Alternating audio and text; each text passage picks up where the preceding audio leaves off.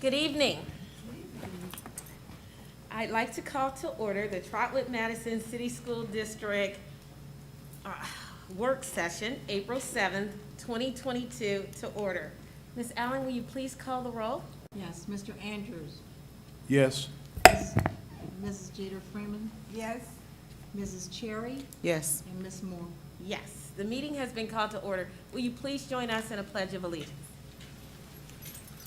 I pledge allegiance to the flag of the United States of America and to the republic for which it stands, one nation, under God, indivisible, with liberty and justice for all. Thank you. Tonight, we have our mission statement read by Tasia Sutton, a 7th grader at the middle school. 8th grader. Oh, 8th grader. I am sorry. I stand to be corrected. That matters when you're in middle school, all right? My apologies. Hi, my name is Tasia Sutton. I'm an 8th grader and I have a 4.2 GPA and also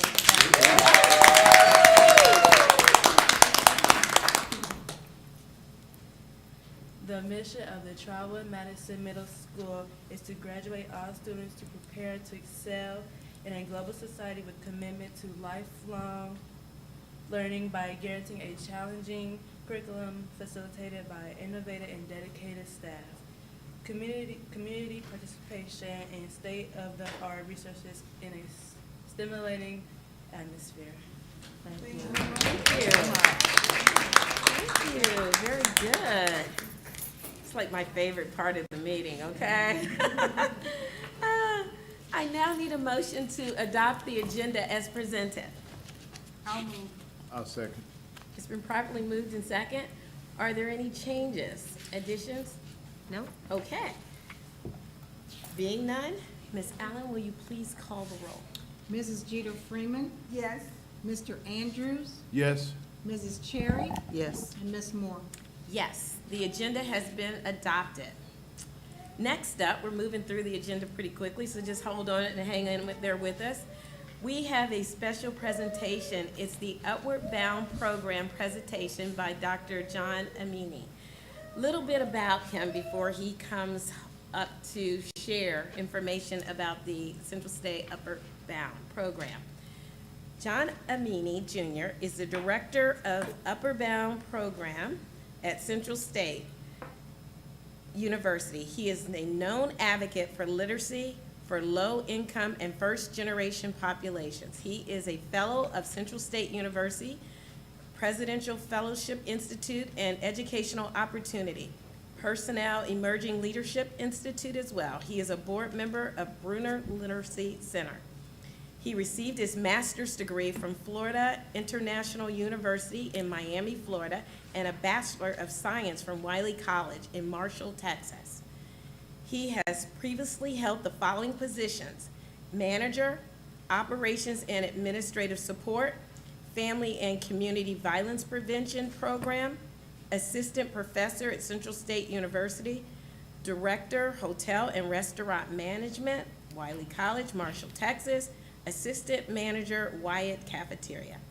He was selected and trained in community policing by the Vandalia Police Department. Since then, he has been actively involved in community activities. He is happily married to Kate Amini with twin boys. And if I say these names and I mess them up, just bear with me. Is it Namika and Namidi? Thank you. And a daughter, Namika. He has been a resident of Dayton, Ohio for almost 3 decades. Little bit of overview of the Upward Bound program. The Central State University Upward Bound program is a pre-college program of robust academic instruction, career exploration, tutoring, and counseling for 9th through 12th grade students who have a 2.5 GPA or less and who are income eligible and are first generation. CSU Upward Bound is a federally funded program by the United States Department of Education, currently serving students at Thurgood Marshall, Meadowdale, and Jefferson High Schools. Let's give Dr. Amini a big round of applause. Thank you.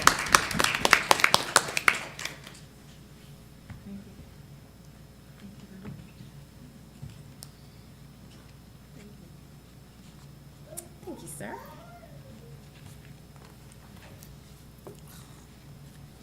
Thank you. Nice.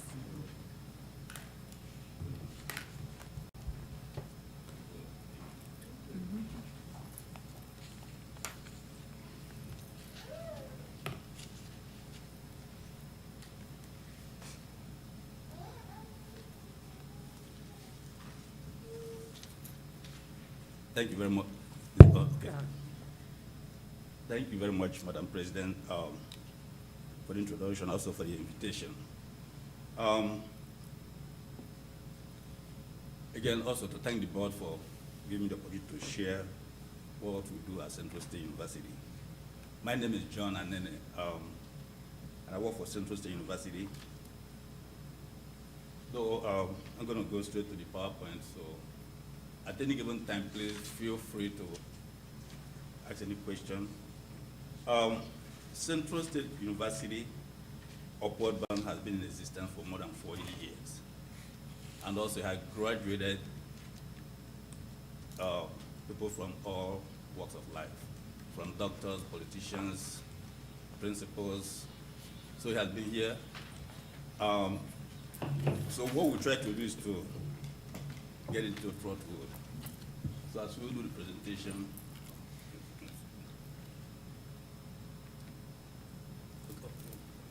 okay, this is what we're going to go through tonight. So we're going to do the overview and then talk about the need in Trotwood, what based on our research, the objectives of Upward Bound, the services we provide, the outcome of what we've done as an Upward Bound program, and others.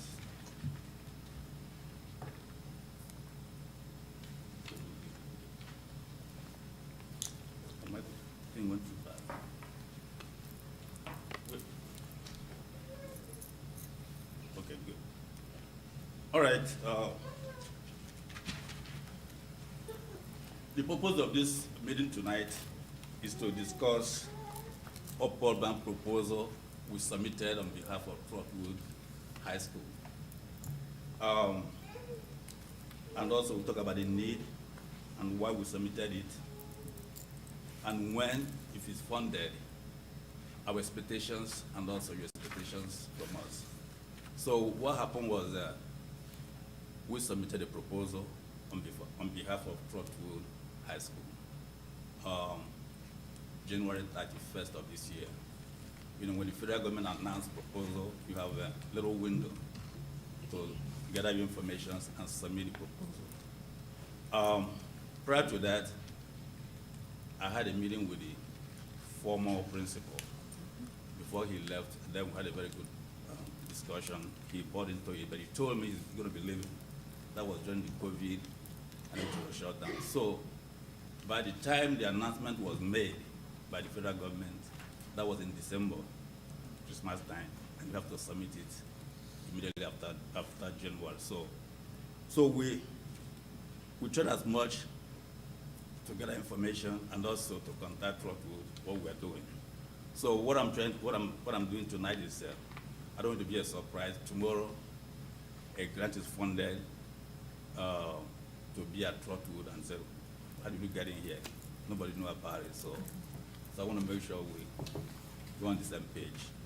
Any moment from now, the announcement will be made by the federal government. So when it's made, we'll come back again, and we're hoping it will be made so that we will be able to serve our students in Trotwood.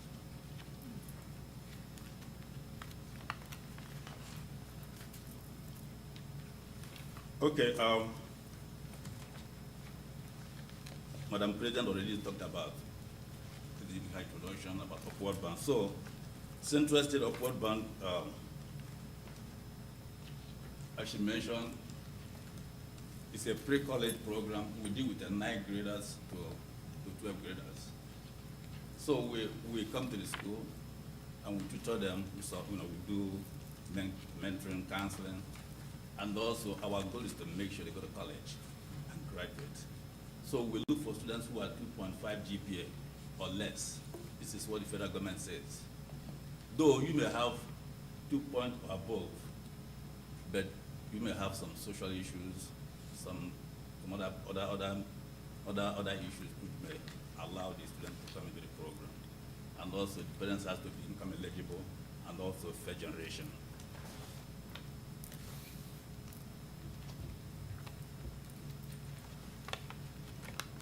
So again, I would like to thank everybody because taxpayers, that's why we are here. We are funded because you guys pay taxes. So the program is your program, it's your tax money. Take advantage of it. So each time I have opportunity, I thank taxpayers because without taxes, the federal government will not be able to fund these programs.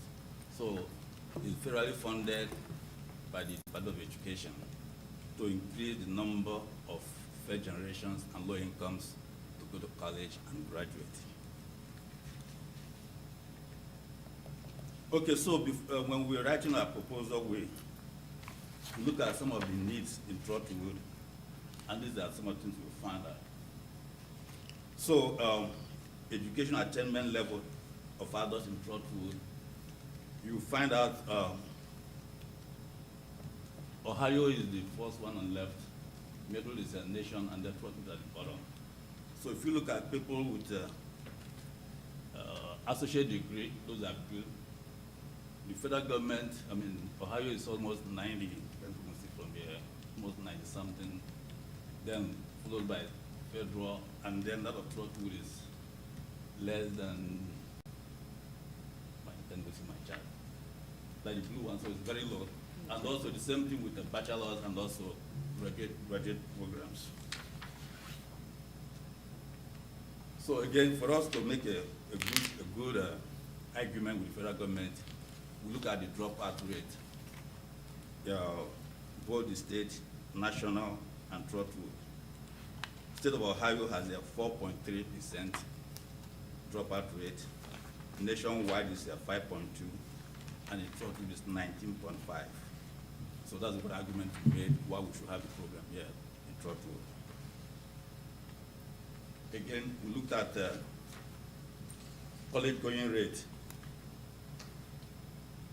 State for Ohio is 66.2%. Nationwide is 63.2%, and the Trotwood is 34%.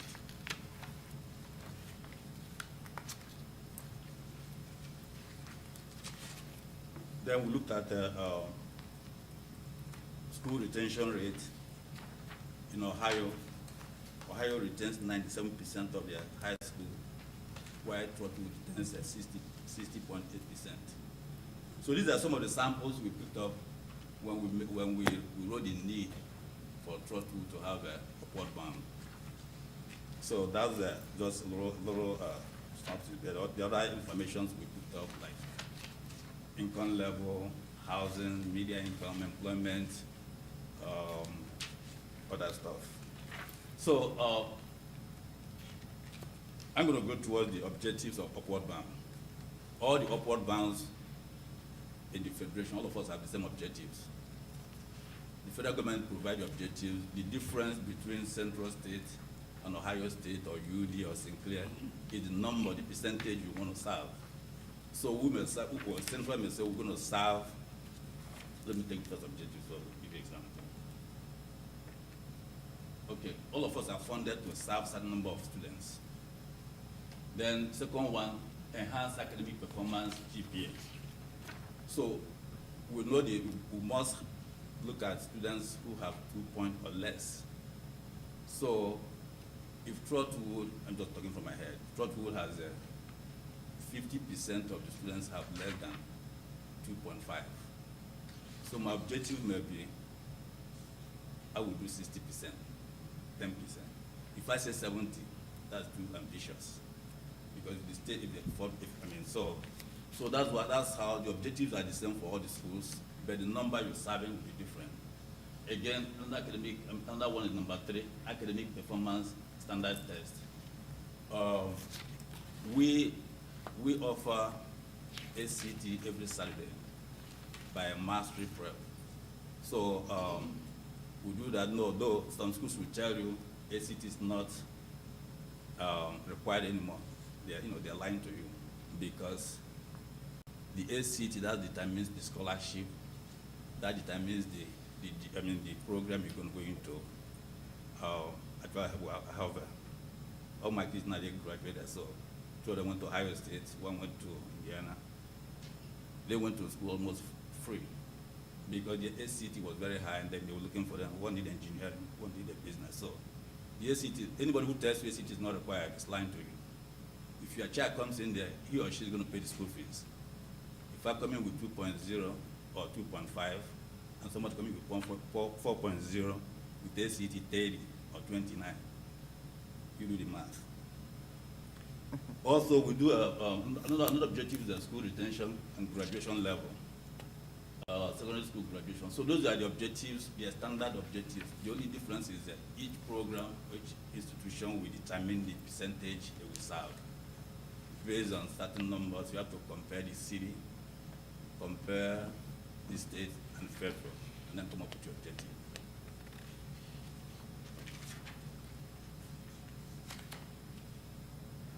So these are the services we provide. We provide counseling and academic advising. We help them select classes, and also we come to the schools to check on them, making sure they're doing what they're supposed to do. With social media now, we have Remind, we have One Call, we have Google Classroom, TikTok, Facebook. So we try to meet them where they are.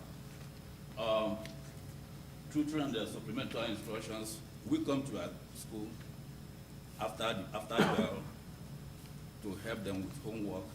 We don't reteach the classes. We help them homework and then make sure they are following and they're doing well in classes. We do career explorations, many career fairs. What do you want to do when you grow up? When you graduate. So we introduce them to certain people in different fields by coming to do workshops and do presentations or shadow them. Financial aid assistance, every year from October 1, we conduct financial aid. We invite the parents and also the students to participate. I know you guys know, because when you're dealing with the population we're dealing with, it's difficult to provide some information, mostly social security number, federal government announcement. So we try to let them know it's okay for you to help. You're trying to help your child to get that money to go to school. Cultural enrichment. We just came back from Savannah and Atlanta, Georgia. We spent 1 week last week for spring break. We took them to different places, Human Rights Museum, Coca-Cola, Aquarium, Zoo, Savannah State University, Georgia Southern, Kennedy Shore, University of Georgia State, and different universities, Otis Brown, Spelman. So we expose them to different colleges and universities, so when they're making a decision, they will be well informed. We're not supposed to pressure them to go to Central State University. Our job is to expose them to different universities, so when they're making decisions, they can make good decisions. If they come to Central State, yay! But we cannot force them to come to Central State, so because it's federally funded. Then the next one, others will provide services for the parents on need basis. Normally, we do have a parents meeting whereby we discuss certain things. Okay, I'm going to show you the outcomes so far with our program. So if you look at this, that's the high school graduation and post-secondary enrollment. This is from the figure of our program. So for the past 4 years, 2018, we graduated 11 students from the program, and that was 100% of seniors. Everybody graduated. So for the past 4 years, we have a 100% graduation rate. There are those who went to college. Out of 11 out of 9, 9 out of 11 went in 2018, 15 out of 20, 10 out of 12, and the 2021, 11. So you can see the percentages of our students who matriculate from in college. If you look at the package I gave you, there's a newsletter in there. You will see our students those who recently graduated from college. We try to showcase them. So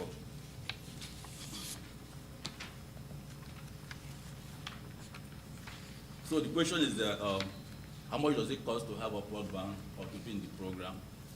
It does not cost anything. It's free because it's all the services we provide, going on field trips,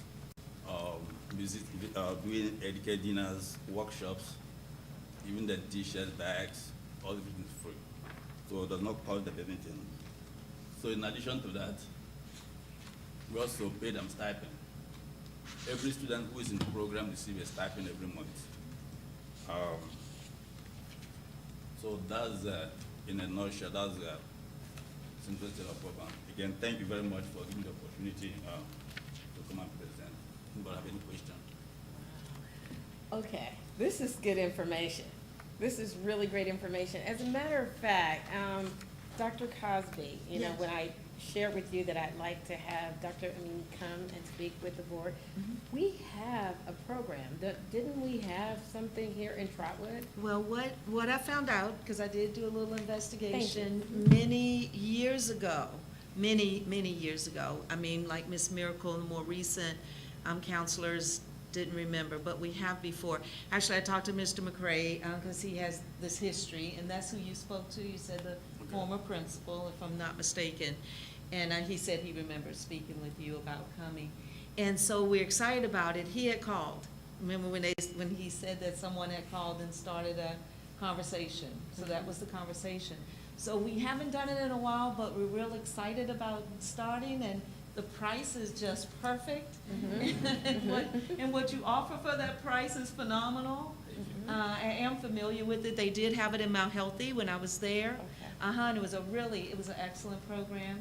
And so, so we would like to continue the conversation. Yeah, thank you. Thank you for going on and putting it through for us. But thank you very much. Appreciate that. Dr. Amini, you said the students get a stipend too? That's correct. Actually, last year, but it's not happening anymore. During the COVID 2020, 2021, because we had a lot of money, each of them was receiving $100 a month, plus a gift card, because the federal government told us since they're not coming, and then they are hungry, so we were providing program gift card, $100 plus $100 gift card, and also $100 stipend. But then it has come down now to 40, so we give them 40 every month. Yes, sir. First of all, Dr. Nina, thank you for the presentation. And I would like to let you know that I went through the Upper Bound program at Central State University back in Dr. Lewis. with Dr. Lewis, with the okay. late, great Dr. Joseph D. Lewis. Yes, correct. And it is a good program. How many students would be, do you have a quota on how many students you can take from Trotwood? Okay, yes, we'll be funding 50 students. 50? That's correct. What about transportation? Are the students responsible for getting there? And how many days a week and what are the hours? Okay, we pray will be funded. If it's funded, one of the things we need is a space in the high school for us to come after bell. So the kids will gather there, will bring snacks. Are you talking about transportation after school? Right, transportation from the high school to Central State. No. They come No, to we come Oh, to they the come high here. school. Okay. Yeah, they come The to only the high school. time they will come to CSU campus. Actually, I'm in Dayton. I'm not in Wilberforce. My office is in Dayton. So that's across from Mount Street Academy. That's where we are, CSU Dayton. So, but The only time they will come over there, if we're having a Saturday session, or during the summer camp, or we're having a meeting. Okay. But other ones will come to the school. We come to school and deliver the checks. We come to the school to do tutoring. Well, the services provided pretty much hit a lot of our strategic goals. I mean, it aligns perfectly with what Trotwood's mission vision is for our students. So we are super excited about that. So what would be the next steps? You said that you're going to, what are we gonna do, Superintendent, next steps? The next step is that everybody should be praying. That day is funded. We're waiting for the federal government to announce. That's tomorrow. Is that tomorrow? No, I don't. Anytime from now. So we don't. You know, Oh, federal from government. then. Yeah, federal government is very unpredictable. So it may take some time. They may announce it in May, but we hope they will announce it soon because the program starts June 1. Okay. June 1? Yes. So once we get the announcement and we pray that it's going to be successful, then we'll let you know. So what can we do here at Trotwood to prepare our students for this information? Once it's announced, we will come. If, hopefully, they'll give us the audience, maybe in a cafeteria or in auditorium to make a presentation Okay. and then start to recruit. So we will use. I mean, the counselor will be very, very helpful to identify those students, making recommendations, and the teachers also. So does it start at ninth grade or could? Ninth. So we would be 59th graders? Yes. Okay. Any other questions? Board? Thank you. Thank you so much. That was an awesome presentation. Thank you. Thank you very much We for having me. appreciate you. Thank you, man. Thank you.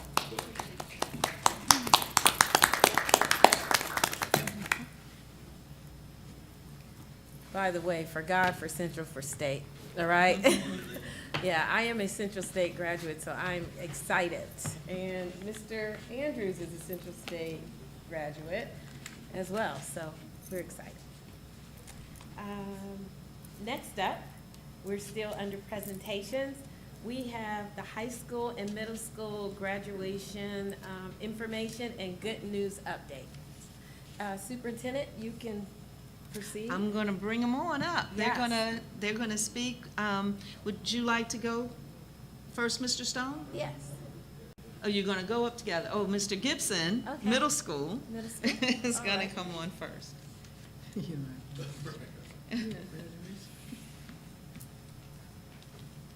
afternoon. Good afternoon. Thank you. So we don't have a graduation, but we do have 2 recognitions coming up, so we'll speak about that.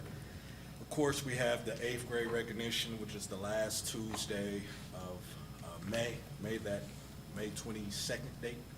It's that Tuesday. But we also have a more recent recognition I think is going to be very important in light of all the things we hear about the district and the schools right now. We have our Seco graduation, which is tomorrow. So we targeted about 50 kids that continuously kept getting referrals, kept getting in trouble. So we targeted those kids with some intensive interventions, getting those kids in groups, getting them set up with mentors. So tomorrow, actually, those kids, there are a good portion of those kids that graduated, that met the 80% criteria, that did the mentoring sessions, that did all those things that we asked of them. So we're going to have a graduation for them actually. It falls tomorrow. We have a dynamic speaker from the community to come in and speak to those kids. So it's going to be exciting. If you guys want to stop by, that'll be at 9 o'clock at the middle school. Mr. Shackelford, he'll be speaking to those kids, and we have some things for those kids and those families of those kids that we specifically targeted.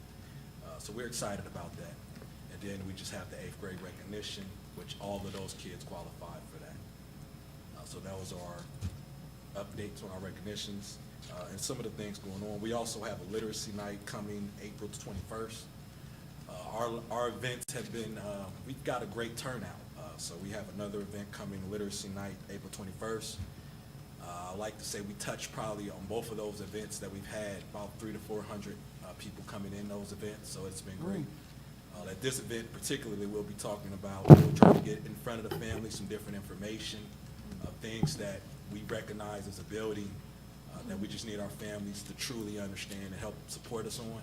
So our last time, we talked about social media and the impact that that's having on our students and our community. So this next event, we're now educating the families about, which is a real thing that we're dealing with now, and access to edibles or those type of things as well. So we just want families and everybody to be aware. So this is an opportunity, since we'll have those families here for literacy nights and we'll get good turnouts. We'll make sure we share that information and get families in their hands and resources as well. That's pretty much it. Questions, right? What time is that, the literacy? Oh, so literacy night is 5 o'clock. Yeah. Dr. Cosby, do you think that we could get a calendar of events that are going on? I know we mentioned it before, because there's a lot going on in each building, and the board would like the opportunity to attend if we know about it. So, Yes. I don't know if the middle school has a calendar now that you could just email the board. Yes. We'll get it through the superintendent, if that's okay?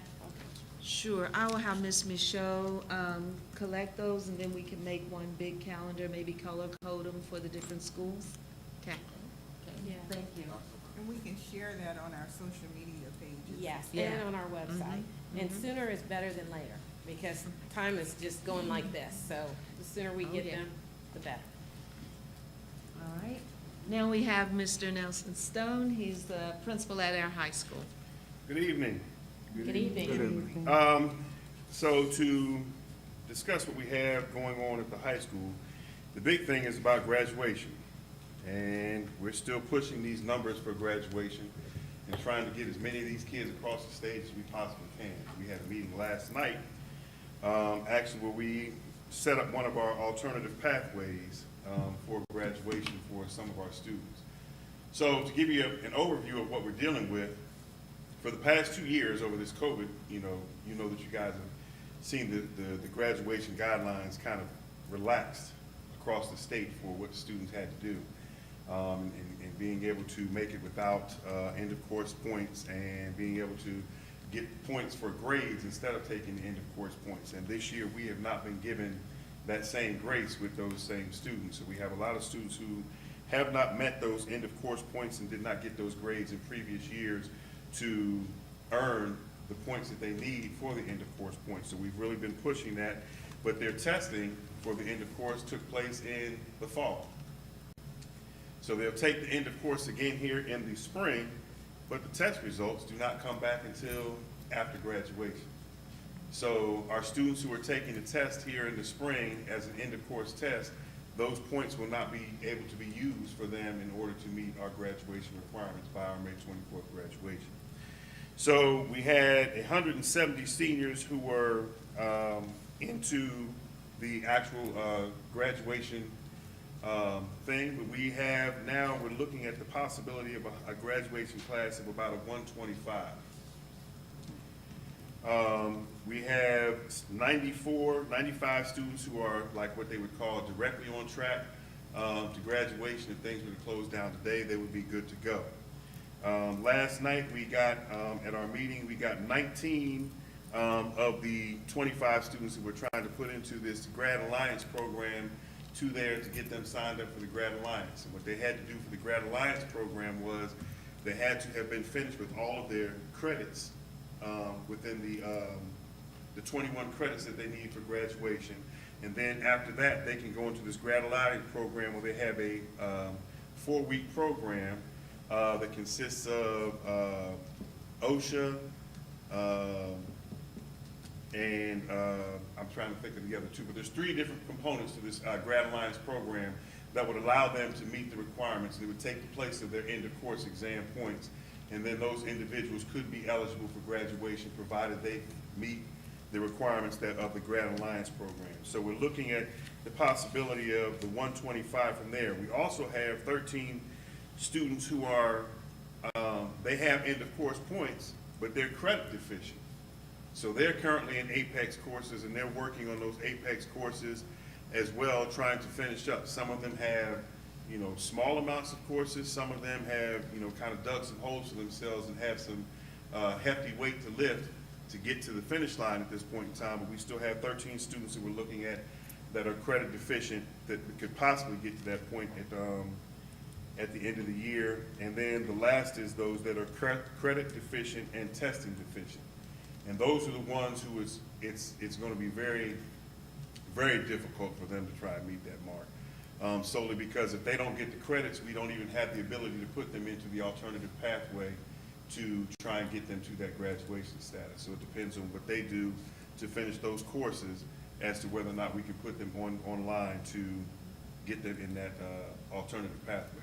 Yes, sir. In reference to possibly the parent communication, is there a way that possibly we could reach these 13 children's guardians in some way to try to just be more aggressive with letting them know? We have been reaching Yes, sir. out to those parents. They were actually invited to that same meeting Yes, sir. yesterday, and trying to get them. We sent them an email. We made phone calls trying to get those parents who fall in that guideline right there, trying to get them in, trying to stress the importance of this for them. There have been a number of communications that have come from our counseling department as well about where they are and what needs to be done. Unfortunately, with some of these students, when we're talking about being credit deficient, some of them have, for lack of a better word, kind of shut down some time ago.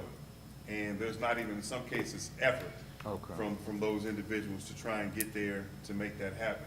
We've met with their parents, or at least tried to meet with their parents in some of those. And we have documentation of calls and meetings and so on and so forth with them, but they're not there. Thank you. Okay, and then moving to some things that are good in the building. Of course, graduation is May 24th. That will take place at the University of Dayton Arena. And we have moved our place to 20 tickets for our students for the graduation class. They have 20 tickets for themselves and family members as they go to that point in time. So that is taking place then. We have a speaker who is set to come in to speak to the students at the graduation commencement, and that is Ms. Felicia Charlton. So that is set up for the 24th, and we'll be moving forward with that and give you more information as we go forward with graduation. Things that are going on in the school that I thought were pretty good so far. We have been one of the pilot programs for the district adopting this virtual math program.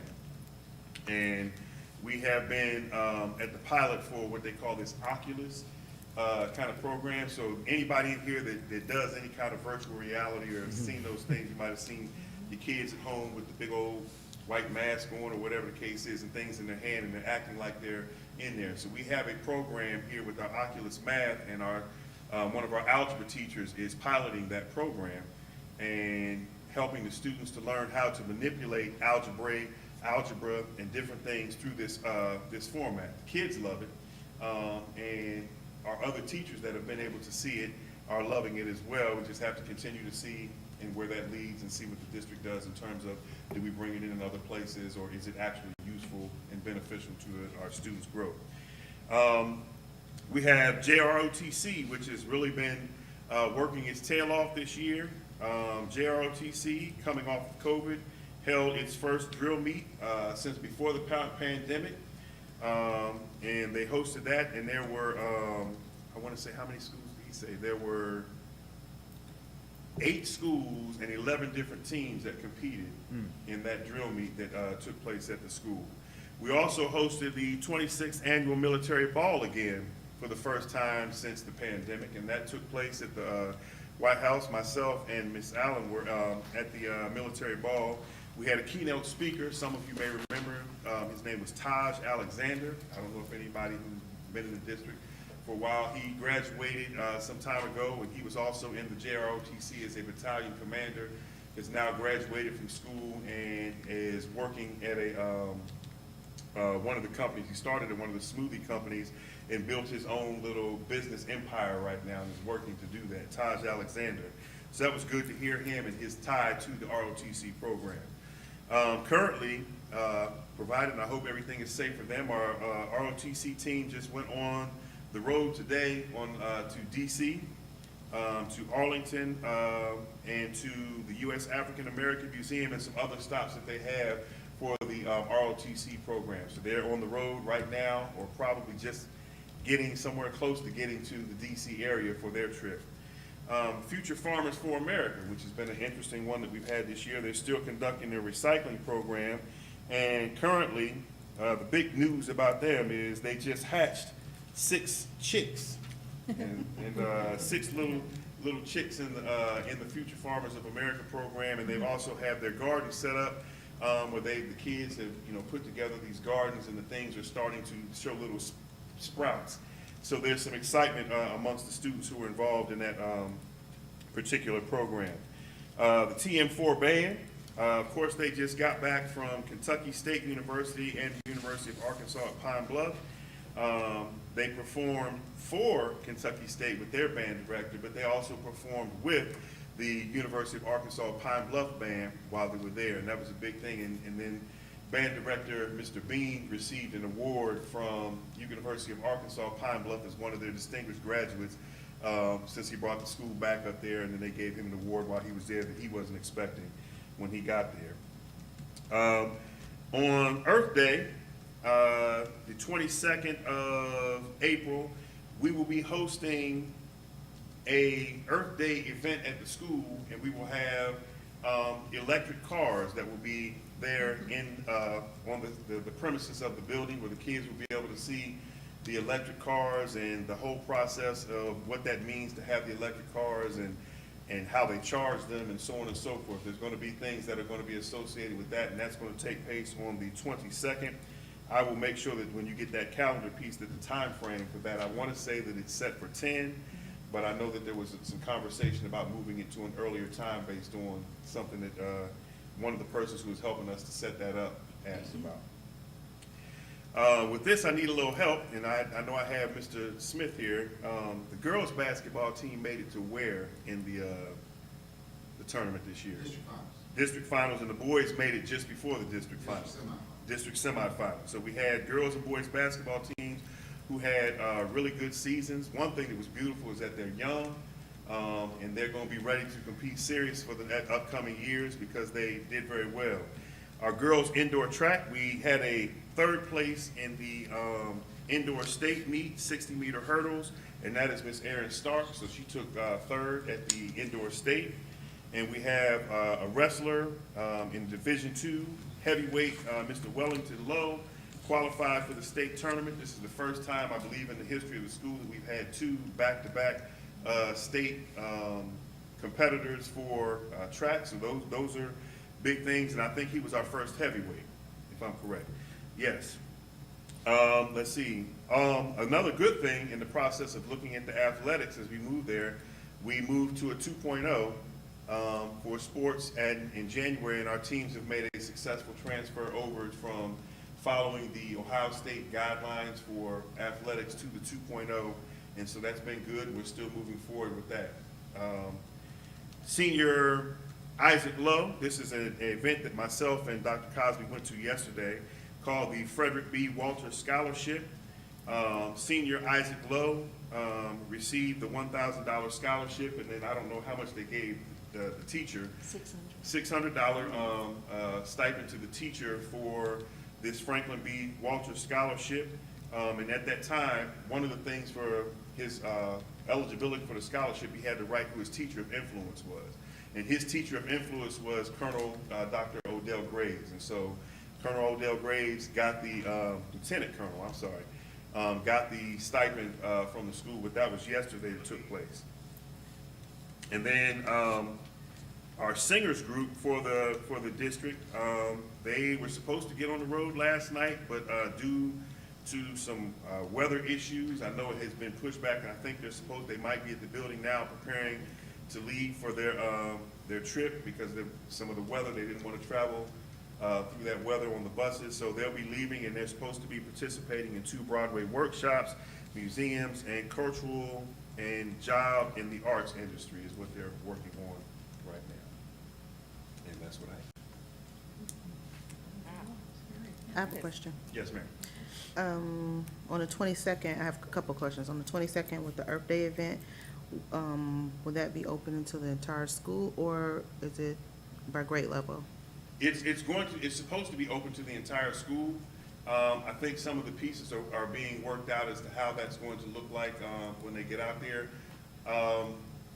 As I've been discussing it with the teacher is coordinated, got to make sure that people are gonna have their cars out there. And we wanna make sure we just don't have people out there just going out there touching on cars and so on and so forth. Some people get very antsy about fingerprints on the car, but they will be able to see those. And I think that, one of the things that they were working on, I don't know if they got that to us or not, was to try and get them to be able to take a ride in the parking lot in the electric car to see the difference of the electric car versus the standard gas engine cars. And also with the 13 students with the Apex, when we know their results and how forceful, if you will the follow-up be with the parents and the counselors, ensuring that these students at least be able to participate in graduation?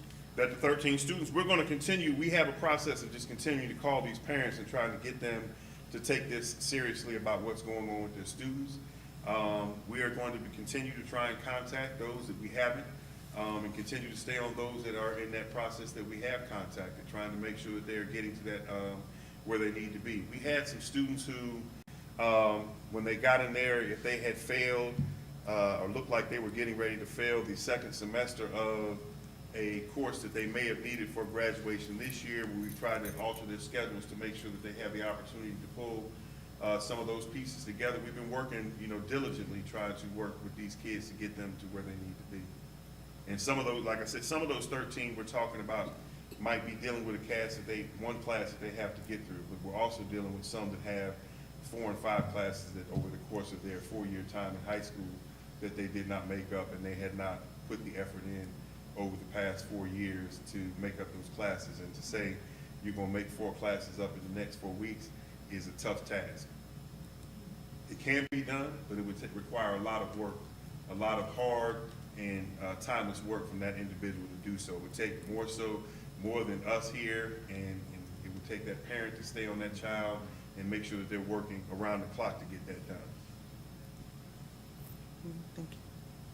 So for our juniors that will be seniors next year, if we have that group that are also credit deficient, it would be part of that 13. We have summer school, and I've said this since I've been on the board. I like to make some things mandatory. If you attend Trotwood, you're credit deficient, it's mandatory you come to summer school to get those deficiencies taken care of if you want to graduate from Trotwood. But if you want an alternative path, then we'll provide that for you, because everybody they're not trying to go to college now. No. But we do want you to excel in something. So it's something for this board, that's a board policy, for us to think about. How do we, no kidding, put the emphasis on, we're serious about you and what you're deficient in. It's the summer, and I know a lot of them work. So how do we work around getting them to work their job, but also help them to go through those courses that they're behind on, so that they start fresh. Our 11th graders start fresh in August as a senior. And I don't want to show my age, some of you may remember this, but when I was in school, any year, like 9th grade, if you failed, I never did this, but I just know it happened. If you failed 9th grade science, the summer of 9th grade, you were expected to take that class. It happened, summer school, like I say, even waiting till 11th grade is probably pretty late. We should really encourage, insist, whatever we decide, but kids take them as they fail them, and at least that way they have an opportunity to stay on track better. So I know that used to be a way that we did things, and I know over time and I don't mean Trotwood, I mean just in general, in the education circle, they used to have summer schools that were basically mandatory. Yeah, and the thought, my continual thought over the years, has not been just the high school focus. It is for all those grades. It's to get them on track. We had the DLT and a rich conversation yesterday, and really good ideas from a lot of experienced teachers and administrators. And so how do we do that? That's how we do that. We make sure that, and I'll have questions when Catapult does their thing for summer learning, it's 150 enough. So that's the intentionality I'm looking for. I have a question. So with the summer school, Mrs. Jeter Freeman, with the summer school piece, as far as the high school, what is the difference between summer school and credit recovery? I Or would- Mr. Stone? Well, essentially, they could be the same. Okay. Honestly, in looking at what that sounds to me is I would really love to see, in some cases with some of our courses, especially those that are tied to end of course exams, that we have an instructor. Because if a kid fails a geometry course and they have to take an end of course exam for that geometry course, if they didn't get it during the year, putting them in front of the computer is not necessarily a good task for them to say that they're going to be able to pass this test if they're not getting any extra instruction to come back and take that test. So in some courses, I would love to see is if we had summer school provided that they would be in an in-person sort of setting. And that goes way back because most places have eliminated in-person summer school and gone to this electronic format. However, in our community, our kids are not passing those end of course tests the way that they need to. And so we might have to do something that's what used to be traditional, but is now considered non-traditional, and have an in-person teacher teaching some of those courses. If they have failed a course that is an end of course tested area, that we would have a teacher that would be able to provide instruction for them to try and get them caught up. Because if they have to come back and take that test and they haven't done anything extra to do any better on the test, I really can't expect them to do any better on that test. But Okay, now, so I didn't know that it was virtual. I thought it was with the instructor. right, when I mean, I can say, I did have Yeah. to go to summer school one year. And Yeah. when I went to summer school, I had a teacher. And, you know, of course, we didn't have computers either during that time, so that makes it a little dated. But going in front of that teacher, there's learning, there's questions that you can ask. And instead of going on the Apex and you're doing these credit recovery courses right there, if you do have a question, a lot of times you don't have that person to be able to ask, and you don't have the ability to get that extra knowledge. So when you come back in the fall and you have to take that end of course exam again, you've gained no more knowledge than you had the first time you took the test. And there's really not a greater chance of you passing at that time. I agree with that. Data shows that our students do better when they're in front of a live teacher to get their education. And the computer thing that's very effective with people who are self-motivated. Correct. And generally speaking, self-motivated students aren't going to be in that situation. Exactly. So they do need a teacher there to be able to work with them one-to-one. Not necessarily one-to-one, but they need a teacher there to work with them on a daily basis. Right. Because if you look at our math schools, you know, our students are so far behind. And it's because they're missing some of the basics, right? Right. So what will telling them log on and do this self-paced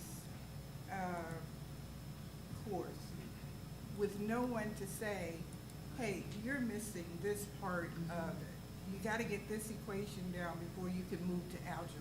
Right. You gotta get the fractions down here. So we gotta think really, really, really strategically in how do we bridge that gap, that void that our students have to get them to where they need to be.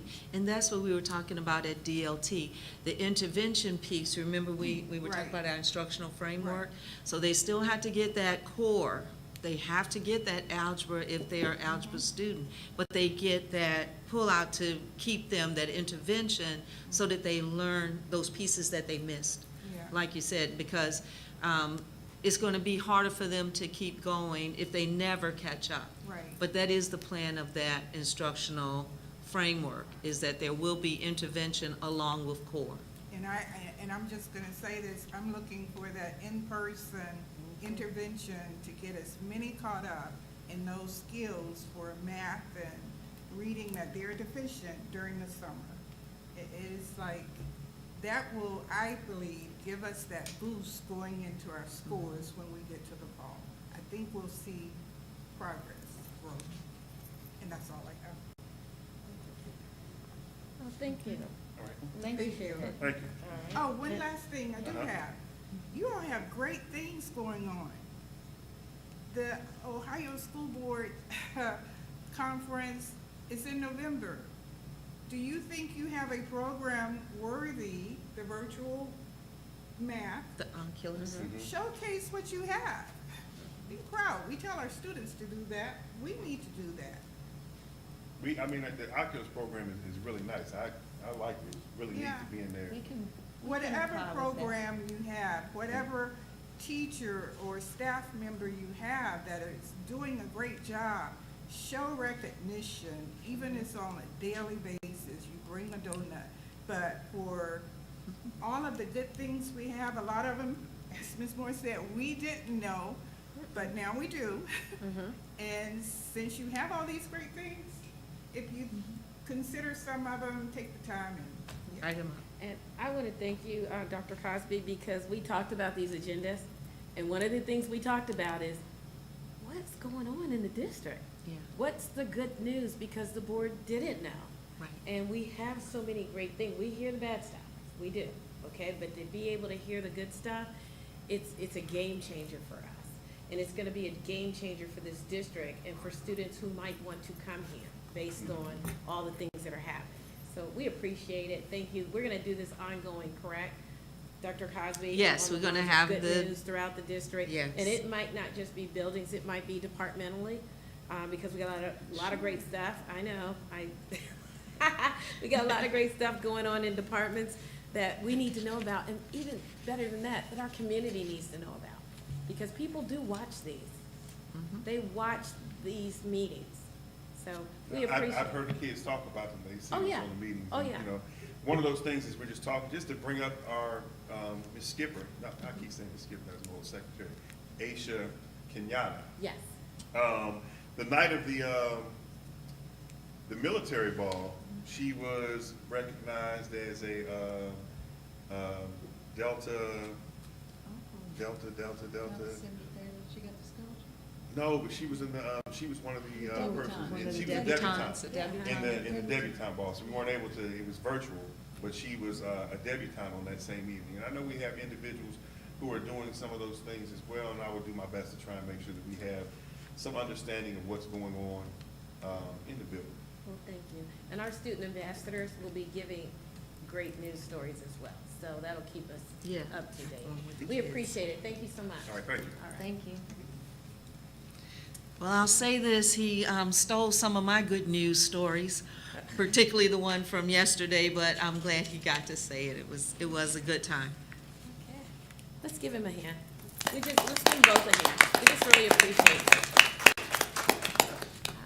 Next up, we're gonna go right to the treasurer's report. Ms. Allen? Yes. I have two items for you this evening, one for information and then the second one is for action. The first one is the approval of minutes for March the 3rd, March the 11th, March the 17th, and. 21st. Thank you, the 21st. Is it 21st? 21st. Yes. Yes, so that's for information. That information is either on your board doc screen or hard copy. The second item is an appropriation amendment to our FY22 appropriations. I actually, in front of you, have a sheet that says what the changes were from the last time that I brought an appropriation increase to you on December 16th. We are increasing for general fund $319,826.18. We have $5,000 increase for our tournament account, Fund 022, and for Fund 200, which is student managed activities, $8,943.50. The reason why I have to bring these appropriation increases to you is that we have to make sure that the expenditures plus any encumbrances equal what you vote on. So we can't have it the flip side. So I need to bring this to you. I bring it to you for action because next meeting, there might be another appropriation, just depending on how things are moving. They move really fast. We have other monies that we're getting, like for grants that they might give us a carryover. So that's why I always need to bring it to you for action. Thank you. I need a motion for Treasurer's Report, Item B, amended FY 2020 appropriations. 22. 2020, did I, okay. 2022. Yes. Appropriations, yes. So moved. I'll second. We have a motion and a second for Treasurer's Report, Item B, amended FY 22 appropriations. Are there any questions? Being none, Ms. Allen, will you please call the roll? Yes, Mr. Andrews, Yes. Mrs. Jeter Freeman, Yes. Mr. Davis, Yes. and Mrs. Cherry, Yes. and Ms. Moore. Yes. Motion passes. And that's all I have to say. Thank you so much. Next item, Superintendent's Report. Okay, hello, everyone. So today, the first thing I'd like to bring to you is approval of a donation to the middle school. This is for information tonight. This is from Mr. Gibson. Trotwood-Madison Middle School has received a check in the amount of $452.83. The check is the commission from the Fall 21-22 photographs through Shutterfly.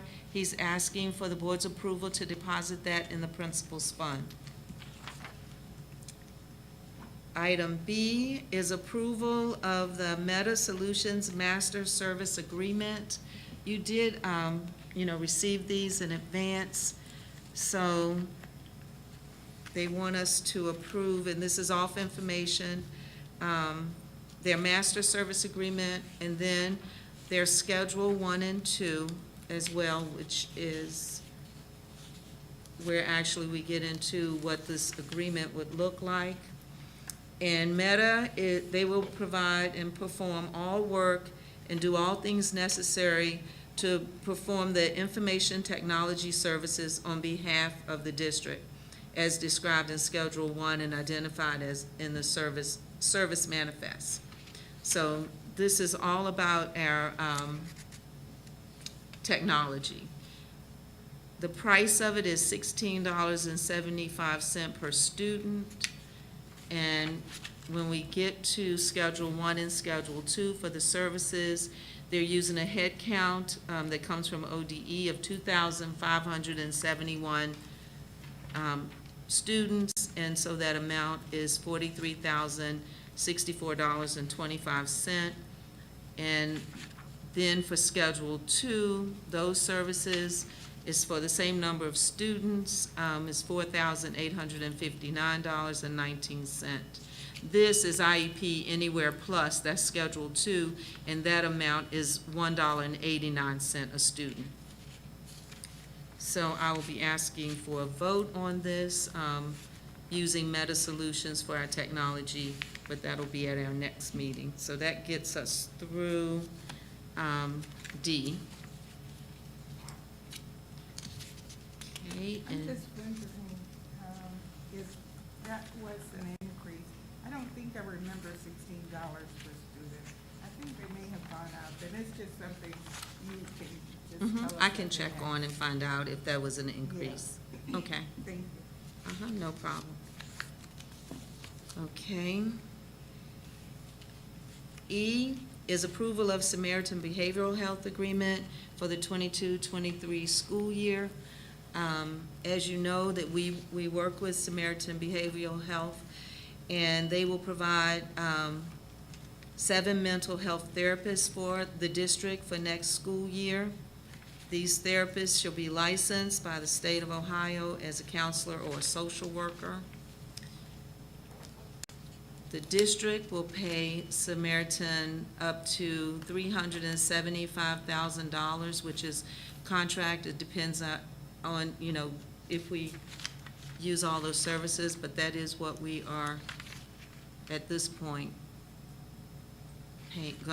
I'm asking you to pay as of next meeting. That's an increase, right? We currently have 5. So We that went to 7. those extra 2 will go to the middle school, high school? And, you know, we've had lots of conversation about that Right, need. right. Yeah. I know how fortunate we are to have that opportunity. All right, so that gets us through E. Now we're moving to F.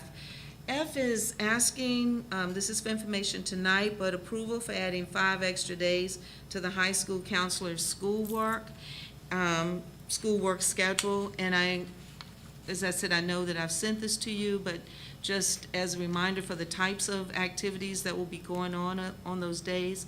At the beginning of the year, they already have 5 days that they can complete transcription of summer school credits, complete credit checks for all students, make sure staffing and room updates are done in the master schedule, balance courses in the master schedule, update cohort spreadsheets with new credit and testing information, and there are several other things on here. At the end of the year, they create the list of summer school eligible students, including credits they need to recover, update the testing spreadsheet to prepare for summer testing, facilitate student and parent conversations about summer school and summer testing, transcript all credit recovery credits earned at the end of the school year, and then they finalize the master schedule.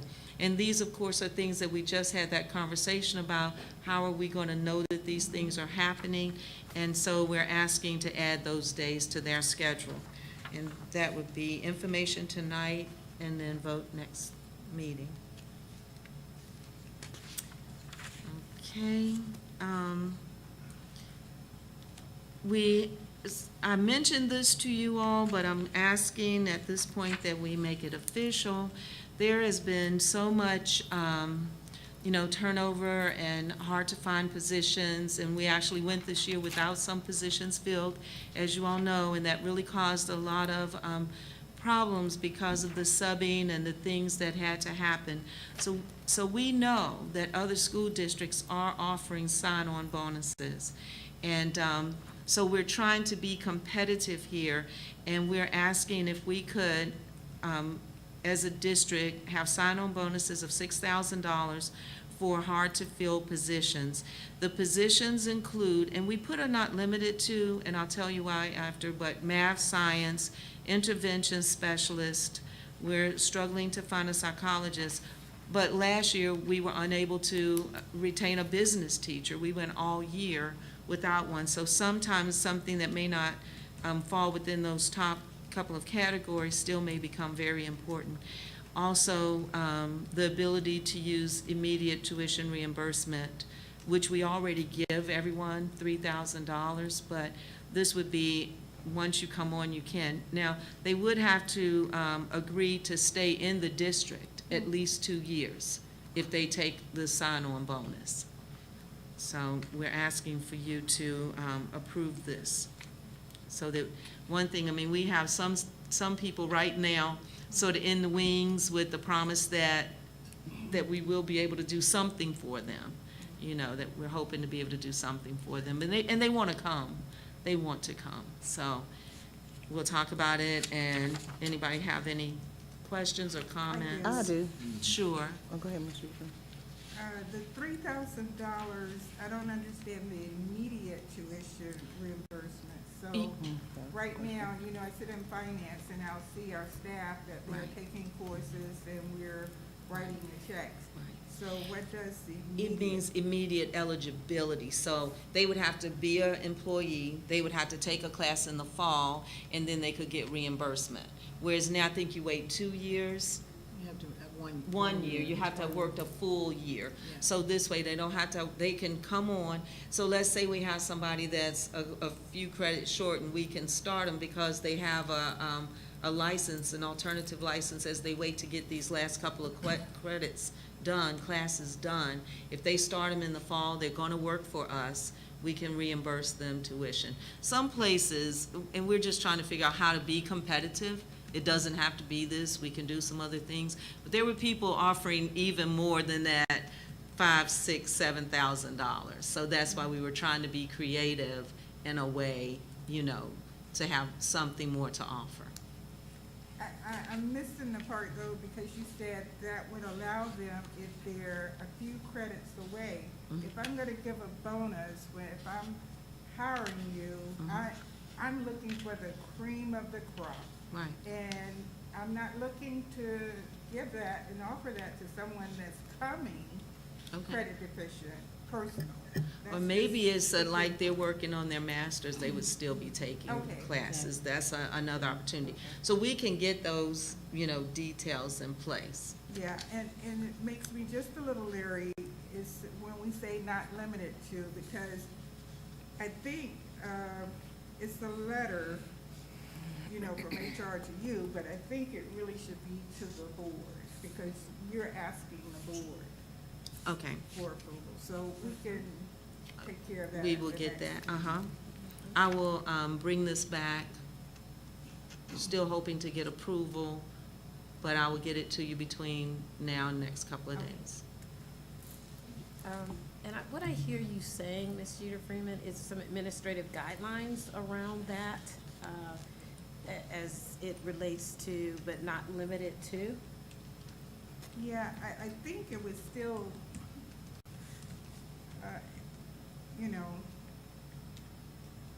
I think I understand what you're saying. If we had an art teacher, what would make Yeah. us say, well, this is one and this is not one? Yeah. So you want us to try to be more definitive. And, Well, I and we really can do want- that, just yeah. we, And then are you also asking how many? How many sign-on bonuses are we going to give? How many hard-to-fill positions are there in the district? I'm asking Right. because this is gonna Right. affect general fund. And this is gonna affect our bottom line, so I'm thinking that Ms. Allen might wanna share what's what's the greatest number that we can go to, and not exceed our budget. I think we talked about that, and, generally, it just depends on the year. So one year, we hired 70 teachers, but they weren't necessarily the math, science, whatever. So off the top of my head, I would say the most would be maybe 5 math teachers, 4 or 5 new math teachers or science teachers. everybody is nodding, but they're probably that thinking right? of their own buildings. And I would prefer not to, put a limit right now, but maybe we put a limit that's a little bit outside, because if someone leaves the district and we just got a resignation from a science teacher. So that wouldn't have been in our count, but we just got that. So now another science teacher is in our count. Yeah. So, maybe we say 10. So even if you said 10 times 6 is 60. $60,000, so in terms of, we're talking about a $35 million budget, so I'm not saying that that's A low. 5-year, though. 5-year. 5-year. So it's that extension of. When you say It's 5. 35 mil now, but with the expenses and the budget and the money from the state, it's gonna fluctuate, so. This is only one yeah, time. this is a one-time. That's- I understand. It's not added on to their salary, this is a one-time bonus. Right. So it'll be whatever that amount is. I It would won't, like, I I would like to see the administrative guideline, and if, Superintendent, if we need to expand that, let's bring that back to the board, just so that we can have some oversight on spending and what all that looks like. And what I like is when I am, and this is just Denise Moore, when I am voting on any of these resolutions, I want to know what I'm voting on, not just some vague, maybe 60, maybe 10. I 12. understand what you're But, I saying. mean, we can always come back. Okay, And this is, I want you to Okay. understand, there's a lot of flexibility in these resolutions and in legislation because we set them, okay? Right. And that is not an issue, it's just that if we have, someone who's looking over our agendas, I mean, I've actually looked over some of the agendas and I'm looking at items and I'm like, so what did we vote for? Because it's not specific enough Right. to say, we Right. passed this motion for 12, Right. 15 teachers at $72,000 or whatever it is, with the intention that if there are more that are needed, we'll come back and reevaluate that. Because I wanna keep it real transparent and honest. When we're looking at these budgets, the governor, it just announced that he's going to extend the voucher program. and we already lost 168 students. So with him putting that out there again, that might be another 168 students. Or, I mean, I'm just saying, and this is worst-case scenario. Right. But I want to really keep an eye on our Right. spending. And this is our most precious commodity, teachers.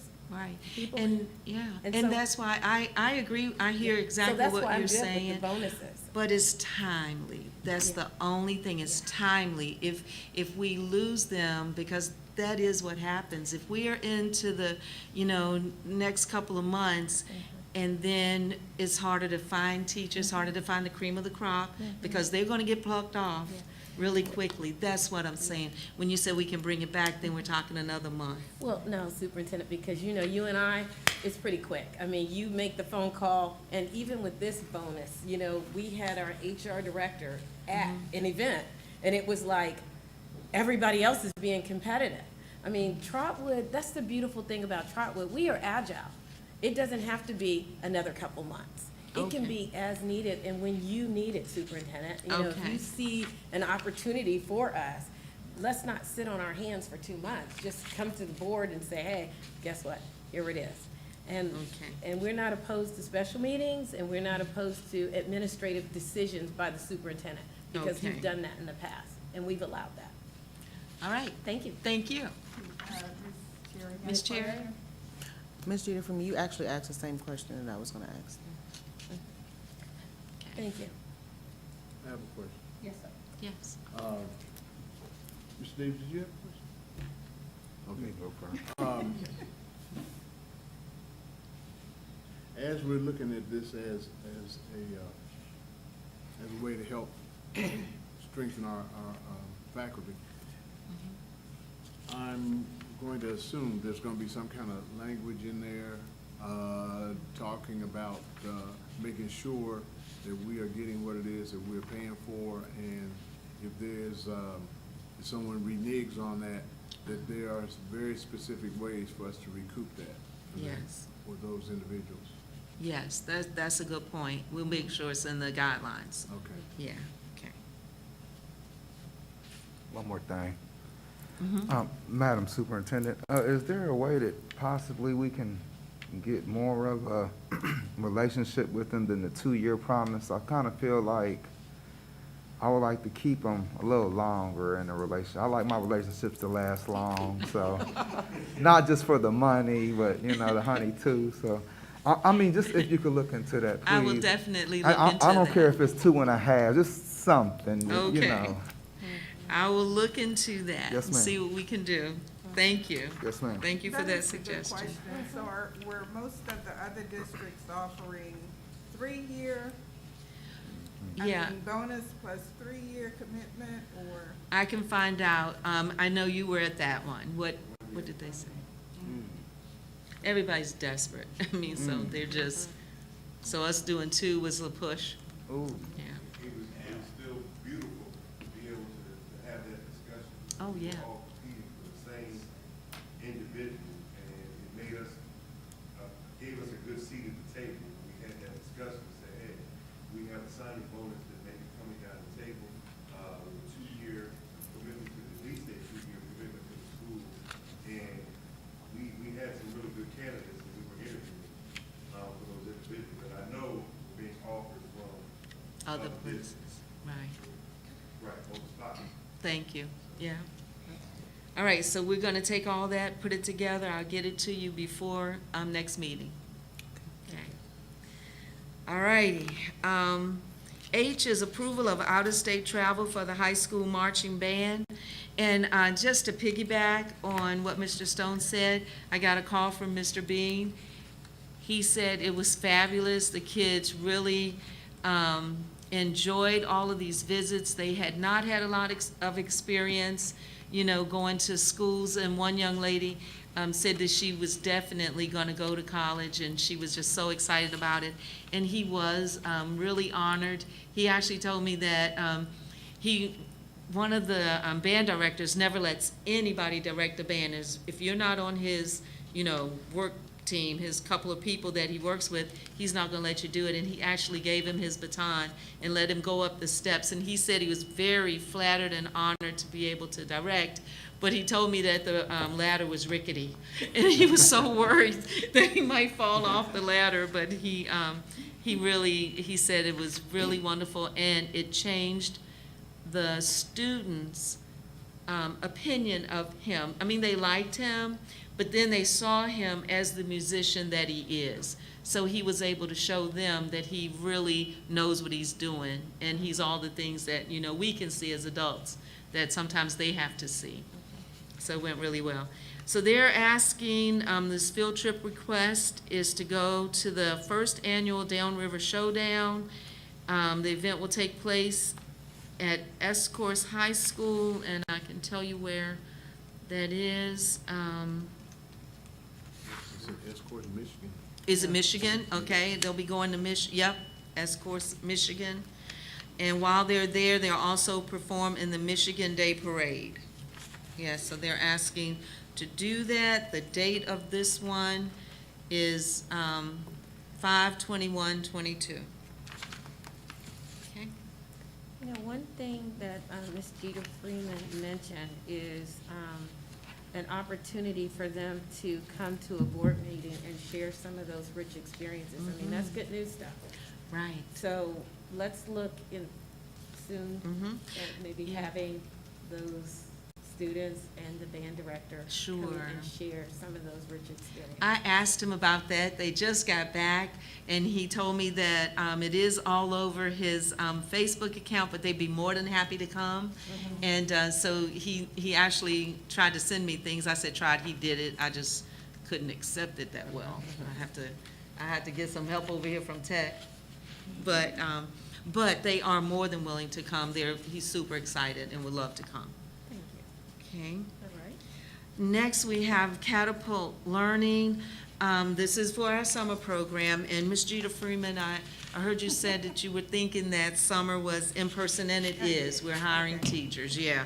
So their summer journey program provides children with significantly more than the summertime instruction that they need to keep pace with their peers and enter school in the fall without losing academic ground. What they do is they have programming for K through 8th grade, customizable school day, more than 120 different course offerings, and I like this part, the district gets to select their curricula. The nice thing is that it is, it's engaging. They actually train the teachers. Our teachers can apply, you know, to participate and all of that. They have scripted lessons and hands-on opportunities. So it really sounds like it's going to be robust, and what we talked about with them is the opportunity on Fridays to do some of the camps and things that we've talked about, Air Camp. There was another camp, Mr. Andrews had sent me information about a camp, so they are looking into that as well. So we're intending to do a lot of really exciting but educational things this summer with the kids. If you look on the back page, or it's probably the last page of yours, it does talk about program length is going to be up to 4 weeks, 30 hours per week, and they put them in groups. We can have up to 150 students, 1 intervention specialist, and that total cost is $238,601 on So, that. So it was a couple of things. Mhm. It's only K through 8. We are going to have high school, summer school. Okay. Yes. So that'll be another Yes, you'll get another presentation, Okay. yes. And then it's only 150 students for Well- K through 8. So how are we identifying, it goes back to, you know, the tiering of the students that are Right. in the greater The need of need. it? Mhm. Not to exclude anyone, Mhm. but if we have more than 150 students, if we happen to get lucky and we have 200. Right. Can they accommodate? Then they would have to, you know, get the Right. staff, and I think that would probably be the only thing. So, we will go in and get started on getting the number of kids, because, you know, a lot of times, we have to do the urgency for parents to understand how important it is for their kids to be in summer school, Right. first thing. So once we get that, if we can get that number up, then I'm sure we can talk to them about putting back out, to hire more staff. Yeah, I don't know if we can have I'm not gonna say who, but someone, after we identify the students, Mhm. get the parents to sign that their student will attend summer school. Right. So we don't lose a spot for somebody We don't who lose says the it. spot. And also something for attendance during summer school. Mhm. So what kind of, I don't know, just something to think about. Right. Like some type of attendance, bonuses, things, yeah, for sure, we can set that up. Yeah, might need to incentive for the parents, I don't know. Well, I will say a couple of things, and like I said, I have them at different points, but this fits here well. Mr. Andrews did write a really nice letter that I am going to tweak and send that out to parents to encourage them to become a part of Ram Nation. And one of the things that, as you know, I work with Allerton Hill, one of the things that we've talked about is to try to do an attendance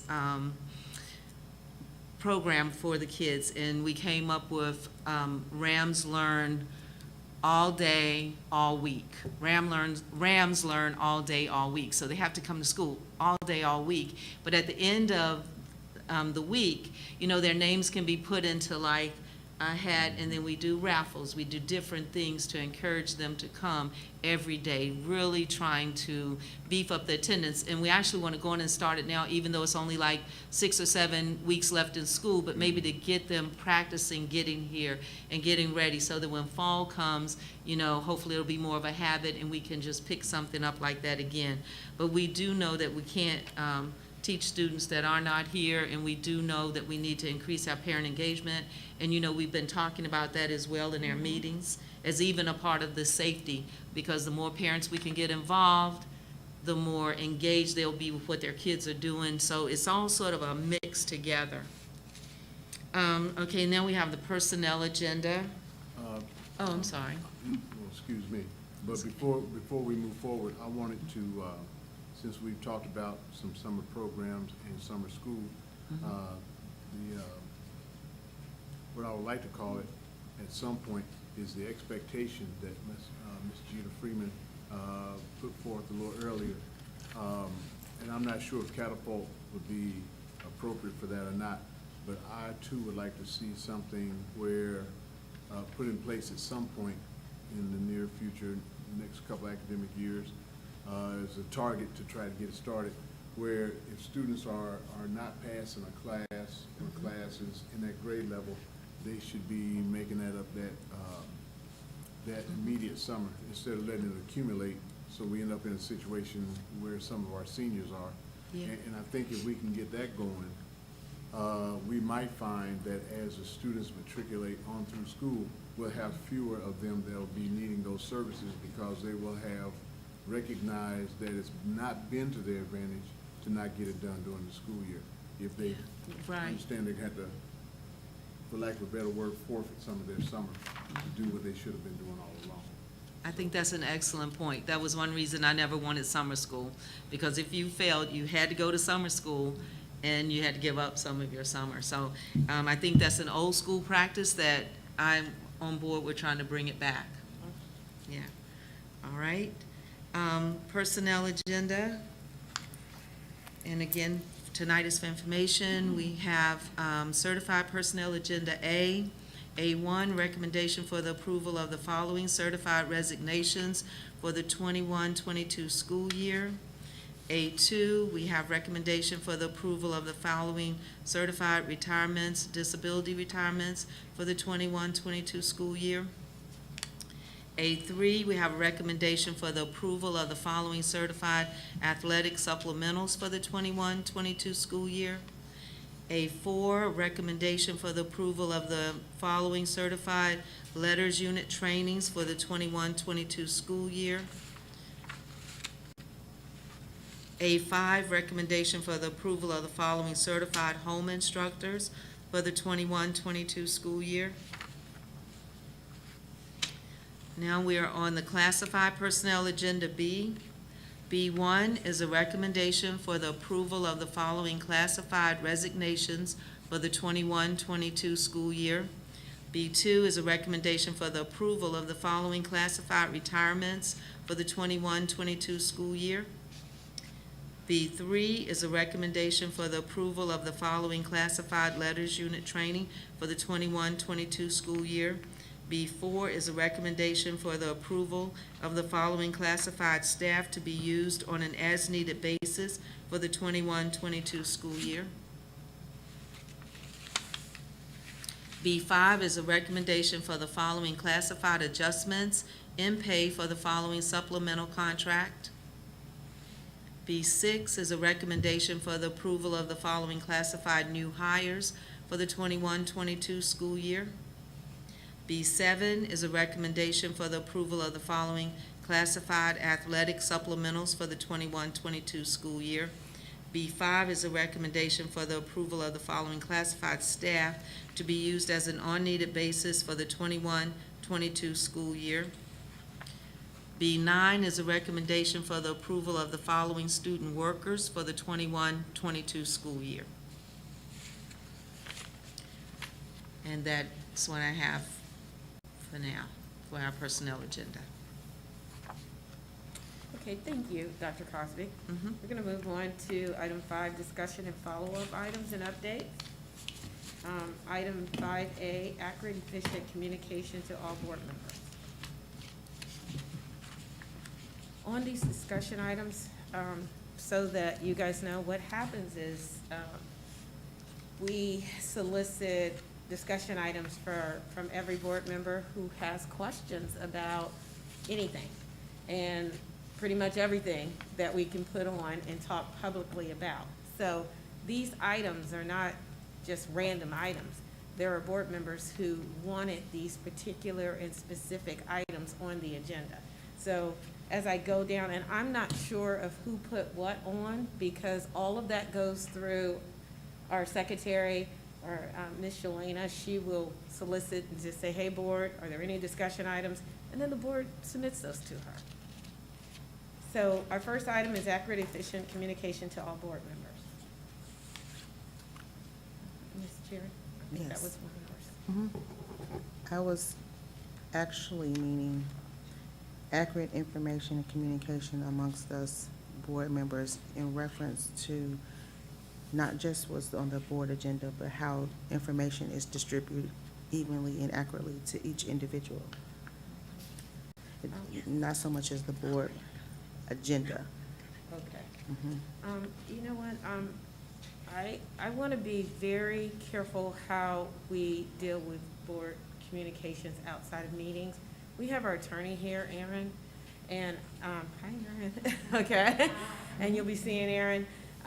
I want, Aaron, if you could, because I think this is important for board members, and I think this is important for community as well as our team, our administrative team.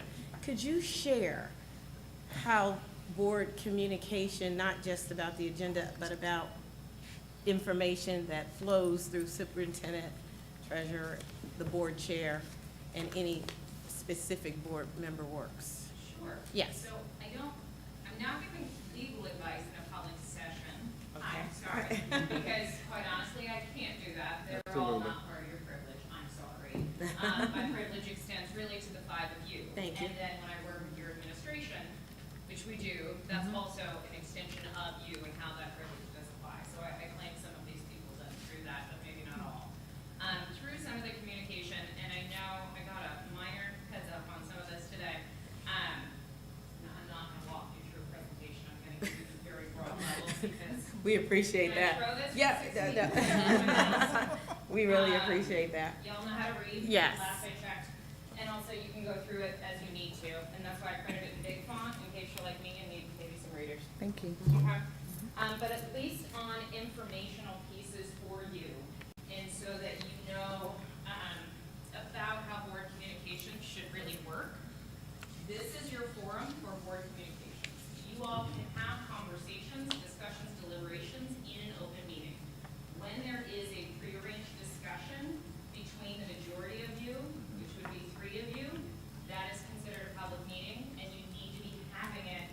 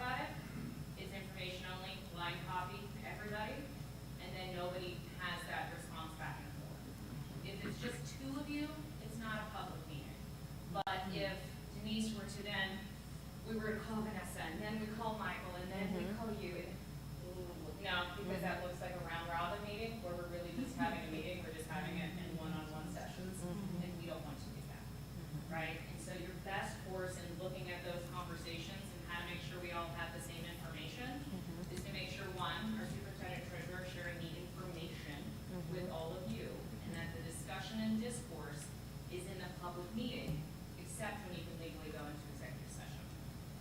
Does that help answer the question? Somewhat. Okay, how can I help in another fashion? So if the superintendent met with, I'm just gonna say Mr. Andrews, and they discussed a couple of items, so on and so forth, it's not, is it privy to all of us to have that same information about the things that they discussed? Especially if there's gonna be action taken to it. You're gonna despise this answer, but every good attorney will tell you it depends. Mhm. And it's because if he has certain questions that he is bringing up, they might not be questions that you have. If it is incumbent that you want a relationship with the superintendent and all 5 board members to say, hey, you know, Dr. Cosby, when you meet with one of us about questions, can you just give all of us an update? Maybe we all have the questions and just didn't think about it. That's something as a board, you can have that as a directive, so that you can have that open and frank, sort of everyone having the same base level playing field, right, of information. That's what I'm asking for, the level of playing field. So, Dr. Superintendent, Dr. Crosby, in the event that all of us, or any of us, give you a suggestion, or we want to discuss something like that, would you please say, well, let me discuss it with the entire board, opposed to just discussing it, not so much as a meeting, but at least that we are aware. We don't have to reply, like you said, we don't have to reply, but at least that we are aware of what's going on. Because sometimes me, and I'm new, and I say this all the time, I'm new and I'm learning and I'm going to learn. But some information that is not shared effectively and equally amongst all of us. That's what I'm saying. So I'm asking the superintendent, would you do that? You have to do that, though. So I would blind copy Yes, ma'am? everybody and for information only, things that come up. And I would put that in the email. I'm providing you this as information, just letting you know, maybe I'm gonna pick on you, Mr. Andrews, and I'm so sorry. Mr. Andrews stopped by my office today, he had a couple of questions about X, Y, and Z. Or even Miss Allen, hey, you know, Miss Moore stopped by, she had a couple of questions about the 5-year forecast, we talked about this and how this impact of fair funding is gonna go ahead and impact our bottom line budget, and what, it's all gonna be up in the air because the legislature's doing whatever they want anyway. 'Cause they are. Right? Those Yes. sorts of things, That- I think are appropriate. That's what And I'm asking. Thank Dr. you. Cosby, you do that. I mean, you pretty much do that. I do When that Yeah, I mean, I think sometimes. that what's important is that we don't respond back, okay? Because I know that usually when you are, not just board communication, but anything in the district that you feel is pertinent to this board, you have been pretty, astute with sending out that information. I try, but I do like having the direction, and I do like the idea. So if a discussion were to happen after something was sent out like that, that's what happens here. If it needs to be the board discussion, yes. If it Okay. is, hey, you know, Ms. Moore came to me and we Oh, had this yeah. discussion, I'm just sharing it out. It might not even Even be the Yeah. full come board to the has level have of a the discussion. But at least then the information is started to be shared. Now, if it's a committee meeting, I would imagine your committees probably have minutes anyway.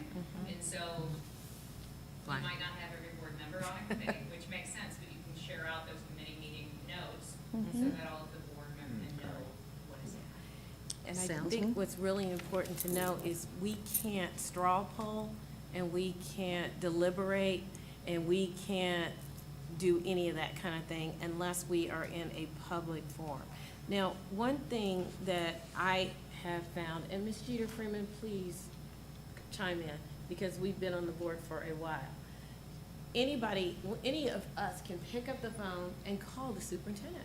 Any of us can pick up the phone and call individual board members. one-on-one. That's never been an issue, ever. So if you do have a question about anything that maybe you are just wondering do you know about something or what have you, it is not unusual for Vanessa to give me a call, Miss Jeter Freeman to give me a call and say, hey, I was just wondering, because again, that doesn't violate the Ohio Sunshine Law. It doesn't put us in a situation where we're doing deliberations and making decisions, and Lord forbid that we have a vote, okay? Because that is a no-no all the way around. So I appreciate you sharing this information. And one thing that I would like to share with the board, we never had an opportunity to have our board superintendent relations retreat. We never had an opportunity to have a board relations retreat. A lot of these conversations are had in those retreats because it's not cookie cutter. It's how best Mr. Davis wants to be communicated with, or Ms. Cherry, or Mr. Andrews. It's not a President Moore, this is it, or Vice President or Superintendent. It is us collectively as a body saying, gosh, what are we gonna do?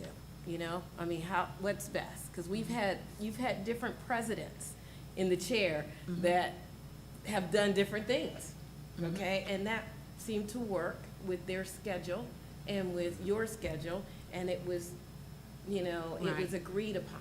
So that is something I would like to further discuss in our board superintendent relations, okay? And same with the treasurer and our board relations. So I will be getting some dates out for you guys based on OSBA and their availability to do the next board retreat. And what I'll do is I'll send them through Superintendent and Yelena, if that's okay, because those dates are gonna be OSBA dates, okay? So we're gonna share those, and they can kind of see what may work for individuals. That way, we're not going back and forth. You're not saying, I didn't get something, or I did get something, or, or anything like that, or I'm not leaving anybody out, and plus, then I'm not communicating that way. So there have been situations where when we are using these devices called cell phones and email, those are public documents, and they can be public records, and anybody can ask for them. So, it wouldn't be unusual for somebody to say, can you turn over your cell phone? So I want to just say that because I know that it happens, and it has happened. So we just have to be very careful to adhere to the state of Ohio sunshine laws and regulations. So thank you. Anytime, and if you do have questions, my email's on there. I am the board's elected attorney, and so I'm happy to answer the questions as they come, even if it's as ridiculous as it's really my text message of public record. I have to talk about it. I'm happy to do it. I honestly, I really enjoy it. It's weird, but I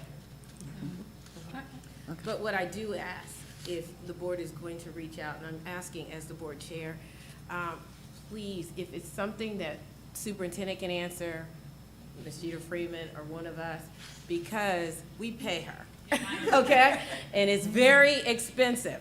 So, no, I'm just joking. But the bottom line is, we don't want, a barrage. And I know, Ms. Allen, you understand, if there's questions that can be answered, we'd rather them be streamlined. Plus, there may be several questions, okay? And instead of one here, rounding up to the hour or what have you, we can get them all answered collectively. Well, and understand, I will do it in the same fashion. Yes. To say, hey, Ms. Jerry called me today, or Yes. she had a question about public records, Mhm. just giving you a heads up. Yes. All board hears the answer, so that you all know what that discussion looks like. Yes. So if I did email you, I could also email the entire board members and If you had a legal question, yes, that conversation would be protected under attorney-client privilege, correct? Okay. I cannot be placed on an email that I'm not giving legal advice to. okay. If that makes sense, like, I don't carry an umbrella that protects anything that touches me. That'd be pretty cool, but I don't. I have to actually, you have to be seeking legal advice, and I have to be giving legal advice Yeah. for that privilege to extend. Okay. Not just information only. Not just, okay, Well, I get that. giving you what the law says, those sorts of things are perfectly fine. You can't, as a board, say, we're gonna have this discussion about facilities planning. I don't do that. That's nothing that would be necessary to have my input on, right? Or information from me about something. So at the end of the day, the superintendent can distribute that information via email, just for informational purposes, not for anyone to reply, but just for informational purposes. Okay. So, Dr. Superintendent, can you do that, please? Yes, I can. Thank you. Okay. Yes. Yeah, everybody, okay? Yes. Yes, Ms. Allen? I had a question, I'm not sure, or a comment. In terms of text messages, what I do is if I have to send, like, I always send a reminder to the finance committee. So if I send something, I only do it for 2 people. If I have to send something to 3 people, I do it for 2 and then 1. Is that the way that we should be doing text messages? I don't love it. I would rather Okay. individual messages. Oh, But also, if individuals, you are okay. sharing information, I don't care, Yeah. right? Because it's information only. It's Okay. not a board Okay. discussion. Yes, exactly. So Okay, information okay. only, and it's gonna be a public record, Okay. but it's not an open meeting. Yeah, so you would prefer if I did that to do it individually? Correct, Okay. because text message hasn't caught up Well- with blind copy yet. And then not only that, but somebody always responds. Yes. You know, they just do. And sometimes they think they're just responding to one person, Yeah, but then they're we actually all get it. responding for- Okay, so Thank you. I've been guilty of that. Let me ask this. we all have, If okay? So don't worry, send we them all have. information We've all on me and violated somebody says, sunshine law, "Got but it," now we're getting with it their all thumb, cleared is up. that okay? The only problem is that if it's But even if I information send that them all, you know could be just shared, think, I always yeah, say, so- okay, if I made a Okay. boo-boo and I said responded off, I'm we can in on print it text. and make it a part of the file. It's not, because we're not Okay. discussing. Okay, that's Let's just be, you know, Right, I let's understand let's that. just be real clean and just Yeah. try, you know, I like the blind copy and just no response. It, You know? honestly, it often tends to, it's more to protect you all from yourselves, because I've done it, I've had that unfortunate reply all and go, oh, my apologies. Yeah. And so, have the best of intentions, but it's just to protect yourselves. Well, thank you. Thank you. Thank you. Okay. Did you need me for anything else? You know what, we have some executive sessions. Yes, ma'am? Could you please stay? Thank you. In addition to that, we have, update on field trip form. Yes. Whose item was that? I do have the updates. We did Okay. update them. So, Ms. Michelle, would you, distribute these, but I'll talk through them while she's doing that, and then you'll just have them to look at. You know, what we've done is added, like, who does the approval, and there are 4 different types of field trips: local, out of state, and overnight, and then local and overnight, and then out of state. I have them in better order for you there, but 2 local, one is, local and one is local overnight, and then one is out of state and out of state overnight. And those require different types of, approval, and the board approves if it is in out of state and an out of state overnight. And those are the ones that have to be turned in more than 60 days in advance, and then they have to come through curriculum, then they'll come to the board for approval. So we made that clear. They're actually going to be printed in color so that we know, you know quickly. So if they come and you get a blue one and a pink one that you're looking at, that's because they need board approval. The local and local overnight do not require board approval.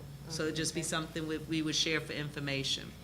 Another change that we made on it, based on the conversations we've been having, is funding source. So we put in there, check all that apply. Are you using fundraiser? Is it grant money? Is it general fund? Is it principal fund? Is it PBIS rewards or other? And what is the total cost? So that's on there as well. It does tell grade level, number of students who are going, supervision, and the name of chaperones. So we've added those things that came up as questions, you know, and then on the bottom, approved or denied, and if it's denied, it does give you the opportunity to say why. I like that. Okay. The only thing I would ask is when you talk about chaperones, and I don't know, I need to look at our policy, but if they are not district employees, do we have, and this would probably be an HR question, but what are the parameters around having chaperones that are not vetted with a BCI check and all of those kind of things? Because I think that's important. Okay, yeah, so I will look at what our policy is on chaperones. And if we need to tighten it up, we can, because that's safety. We want to make sure that we know who's on those buses and who's on those trips with our children. Okay. All right, and then I don't mind just responding to C, which is the list of current after-school programs being offered by the buildings, and E sort of goes along with that, the 21st Century Grant reapplication. So currently, we do have the 21st Century Grant, and that program will end on April 27th. We still have some unencumbered money that goes along with that grant, and we have put in a call to ODE to see if we can use that money for summer. And then that might be an opportunity, like I said, to have more teachers if we have more kids. And so we're waiting to get back the response from them. But currently through that, we have after-school programming provided at the following location. The ELC has 18 students in the 21st Century Grant Program. Madison Park has 21, and Westbrook Village has 12 students. So those are some of the after-school things, and they're given to us through 21st Century. I'm going to go on and add a little bit about the timeline for new grant application, because as I had mentioned to you, I think that our team was under the impression that you had to be rural, and then I talked to them, and they did do further investigation. The application just opened on April 4th. It'll close on May 27th. What we're trying to do between that time, as soon as possible, actually, is to find a community partner to work with. We need a partner who can operate the day-to-day program, and then we'll be the fiscal agent, and we'll do district oversight. Again, they mentioned that priority for funding will be given to rural districts. So some potential partners would be Dayton Metro Library, the Trotwood Branch, Trotwood YMCA. The Ohio State University has a SNAP Ed nutrition program. They've already submitted our demographic information, and they're talking about an MOU so that we could potentially work with Ohio State. Darren Bell is also a person who may be able to partner with us, and the person, if we were to get the grant, who would do like the statistics for us, keep up with what's working and what's not, would be Dr. Richard Stark from the University of Dayton. So that's what we're doing with that. Additional after-school programming during the 21-22 school year. Westbrook Village had after-school tutoring supported by ESSER funds. The middle school had after-school tutoring supported by ESSER funds, and the high school had after-school Apex that was supported using ESSER funds. So those are the things that we currently have going on, and we are going to reapply for the 21st Century Grant. Okay, so my thought is, and Ms. Moore, Mr. Andrews will remember, in establishing the grant position, we had it, we let it go. One of the things, it was really intentional that it was to secure grants, because we have ESSER dollars, they run out in '24. And I'm also looking that we're rushing to try and spend, we have next year and then the following year. Right. So I don't want to be hasty on even the big ticket items that we're looking for.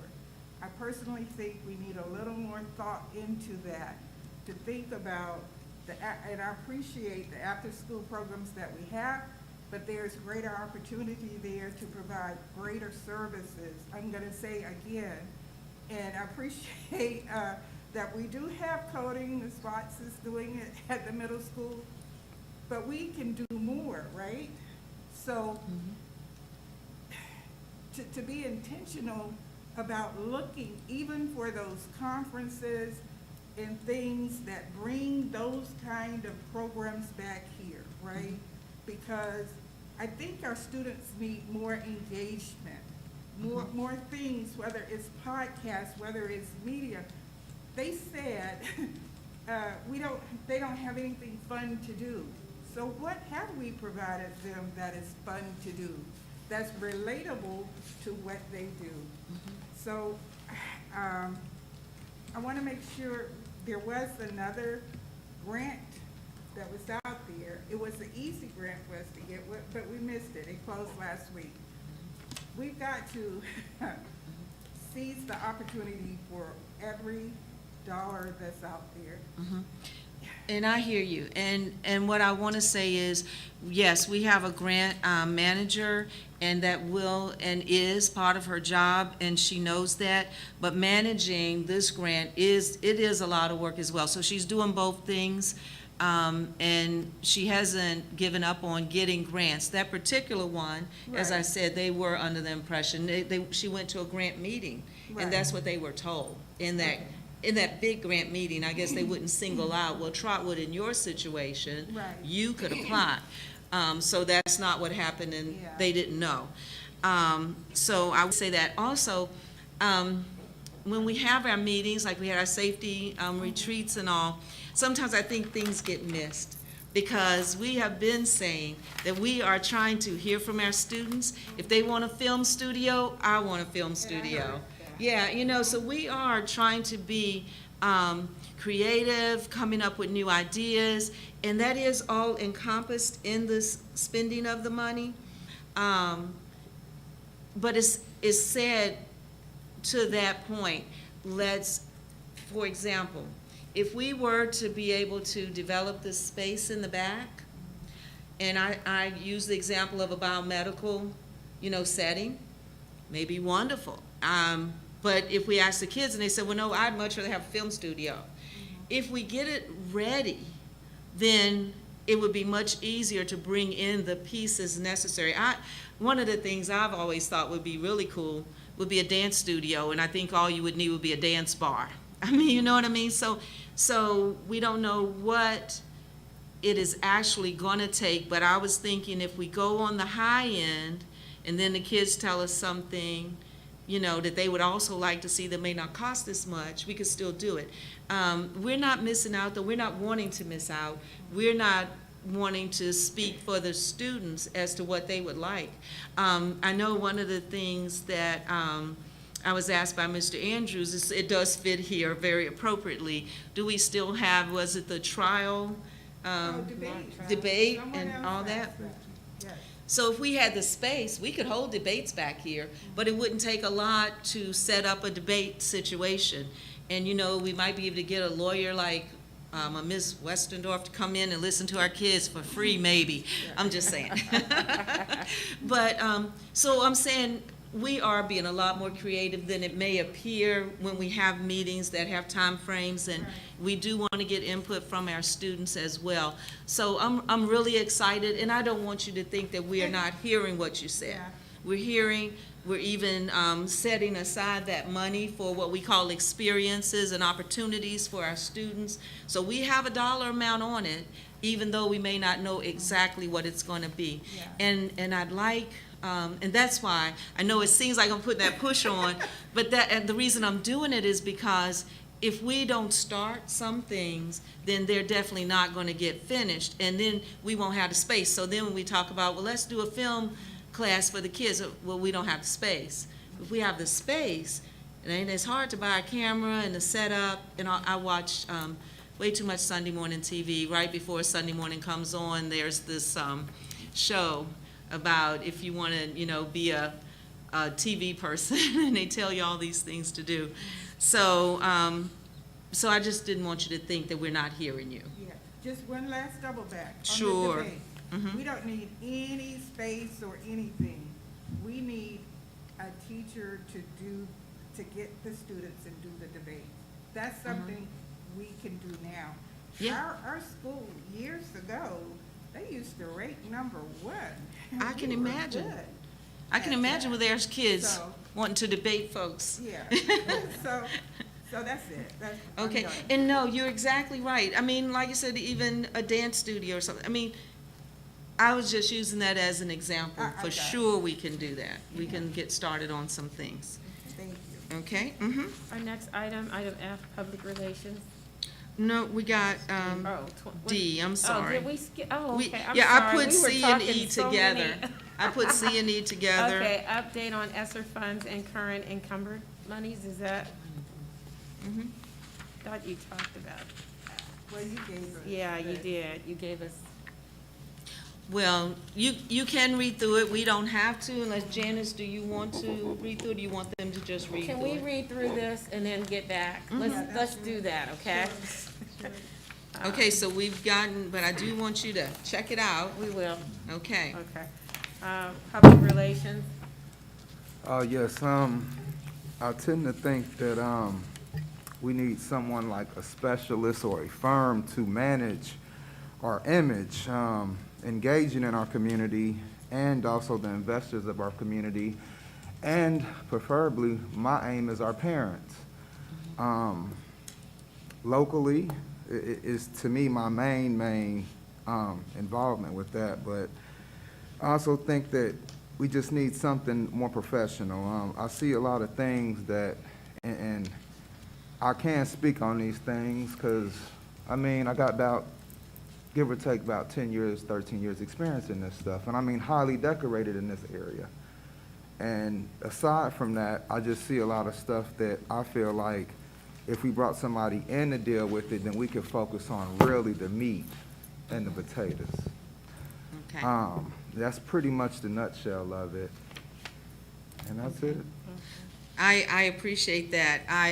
As I mentioned, we're currently using Allerton Hill. They also in discussion talked about the need to have someone local, so they agree with what you just said. It would just be a 1 and 2 conversation, but I would like for me and you to sort of talk about it and think about what that might look like, and then I can share that information out with everyone. Yes, ma'am. Thank you, Madam Secretary. you know, and I think maybe that information should be collaborative, because we've had a PR firm before, you know, in the district, like we've had that. And so what I hear you saying is a firm that does print work, media work, billboards, Yeah. television and radio, like real, Mhm. a very professional, aggressive firm that can, whatever the Bring our kids back. okay, all of those things. So that might, you know, again, when we have that retreat, let's talk about what that can look like, because that was a pretty extensive project that we actually did, and we did that with Catapult years ago. But again, that's something that we can talk about in that retreat, okay? That's all of the update items. So let me ask you, so Superintendent, you've given us the ESSER update, okay? And I just want to ask, because I know we're going to see this on an agenda here. So I want you to just quickly, are these the short-term? Yes, the first page that has the pictures are the short-term things. If you'll remember, we talked about smoke detectors in the bathrooms that also detects not just smoke, but also vapes, anything.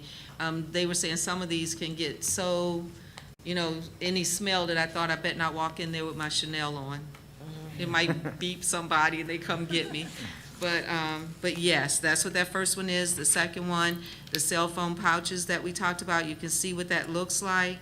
They're called yonder pouches, and we would have to, like I said, it's a process for getting students and parents on board with using them.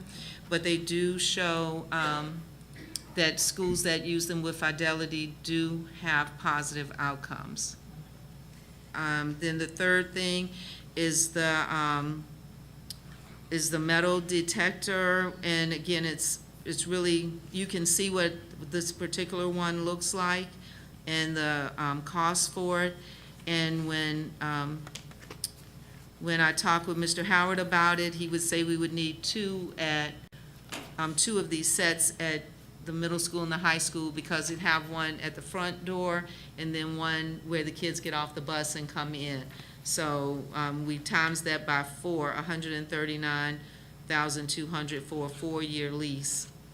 And so that's what that is. And then, we again listed the principal request for additional staff, parent engagement staff, we left that on, and then experience for students, field trips, updated science classrooms, professional kitchen area. And these are some of the things that we were talking about. So that came up to, for short term, $1,691,800. That's what, $1,691,800. But we Yeah. don't have the students' input, right? Oh, yes, I've talked with students, we've had the students here. The students Okay. have said that they are, and again, you're not gonna get 100% on all students. And truthfully, the students who are doing well, like even our 2 students, well, they have expressed these concerns as well. But they may not feel the same way that the average student feels. When I talk about fear of coming to school, fear of what people are bringing in, to me, perception versus safety, safety should win out with us over perception, because even if it's that we're worried that people will think that that makes us look like we have problems, I think it will make us look like we care enough to do something about even a potential problem. Even if, someone wants to say it's not a problem, it's definitely, in about, 60 days, they're gonna have that law that says that you don't even have to have background checks or anything now to carry weapons. We do have, our kids have some access to weapons now, but I think that probably not as much because it's harder to get them and people, aren't gonna do all this. Once almost anybody can get one, I think it just increases the opportunity that someone may bring one. And I just don't understand, why we wouldn't just, for security, to make people feel better when they go in those buildings. That's just, and I do think we've talked to, it's been pretty consistent amongst the majority of staff and students that I've talked to, that they want us to do something. On the cell phone pouches, and I want to just ask for a consideration when we're looking at how we're doing that, because you actually said that it was going to be a pilot. Yes. That's why we're not buying a lot. But one of the things, I did a research on electronics in the classroom for a course, and what we found is, or what studies show, is that we're going to ask, we're doing it to middle school and high school, right? Middle school Middle school. was So we're gonna where ask the 12 pilot was 12 to gonna be. 14-year-olds, 500 of them, to put these phones in these pouches, right? Mhm. And not to touch the phones, correct? I mean, I'm asking what it looks Yeah, like. they'll have them on them. They'll have them on them. Right, and let's say if the teacher wanted to use it in the room, they could unlock the phone. And they're just magnetized, so they would have the demagnification. So if the kids needed to use the phone for work in the classroom, they could get them out. But they can't have them just, I guess my question is, right now with classroom management, and we tell kids to put phones away, we got adults that won't put phones away. I mean, I'm just thinking out loud. How does that add to the load, the workload, the classroom management load for that teacher to say, don't, put that pouch back on? Because it's like now we're managing pouches too. no, No? no. Okay. It I is didn't know. definitely a lot I of mean, on. if we can't get them to put the cell phones away in the class, we're gonna let them wear them on the outside, but have to manage that, right? It's no management, and they can just set them, just like I have mine sitting right here. It would just be in a pouch so that they couldn't get on it. What's happening now, our kids are in between classes, they're texting each other, they're going to the bathroom, they're fussing at somebody and carrying on. They would have their pouch, and the advantage of that is that this is my because I said $300 phone, and I got told, no, that phones don't cost that no more. $800 phone. Mom doesn't want the teacher to touch it. That's when the teacher fighting comes. You're going to be the one asking me to put my phone in a basket with 20 other kids. Somebody knocked the basket over, my phone gets broke. All heck and bottoms might break loose. But if you put this phone in your pouch, it sits there the whole period, unless it's math class and the teacher said, would you get your phones out? And then the kids unlock the phones, take them out. But I think we have, calculators and things like that. So truthfully, in middle school, I probably wouldn't even encourage that at all. I would just, this way, when they get ready to go home, and mom wants to, talk to them, or maybe has left them a message, when you're coming home today, please stop by the grocery store or go see your auntie because I'm not going to be at home, it's here. And remember, we've been talking a little bit about back in the day. Back in the day, way before phones, if you wanted to get in touch with your child, you called the school. Yeah, so here's something really novel. How about just no phones in the classroom? I mean, I'm just saying that. That's novel, like no cell phones. I'm just saying that. And I say that because, and everybody's like, no, because we all have to have our phones. But, when we talk about really teaching and learning and getting people's attention, even as adults, we hold these phones. If you come to me and you're holding your phone, you really are not engaged with me. And I think that happens also in classrooms. And maybe, again, when they see the trauma over time with technology, it will be something that is well received because, Trotwood could be a pioneer, if we wanted to really step out there. But maybe it's just something that we talk about. I like that you're doing a pilot because you're getting 500 and not 2,500 right now. But it'll be interesting to see the outcome. And when I said that, I'm just thinking way outside of the box because, let's face it, we didn't grow up that way, a lot of us. I mean, I don't know, I'm probably older than most people in the audience, but we didn't have phones in the classroom. Right. Yeah. And so. I have a question. Yes. I have a question in regards to the pouch. And maybe we can discuss it further a little later on, but one question that I do have is, if we enforce the no cell phone policy throughout the school and manage that, maybe it wouldn't be as bad. And then two, how would this pouch be effective when they're fighting in the bathroom and they are recording on their cell phones?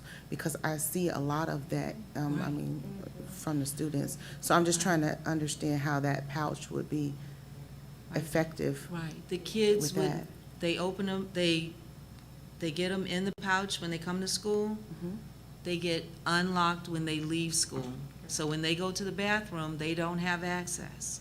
They just walk the pouch, they just got it on their side or whatever. I just know that it's just like, my wallet is in my purse. I walk around with it, you know what I mean? But I don't get into it. And so they won't be able to get into the phone. So that's the idea. Now, that's why I'm doing a pilot, because you have to do a lot of front loading with parents. You have to get the parents to understand the fights that happen because they do have the phones, and the recordings and things like that happen because they do have access to the phones.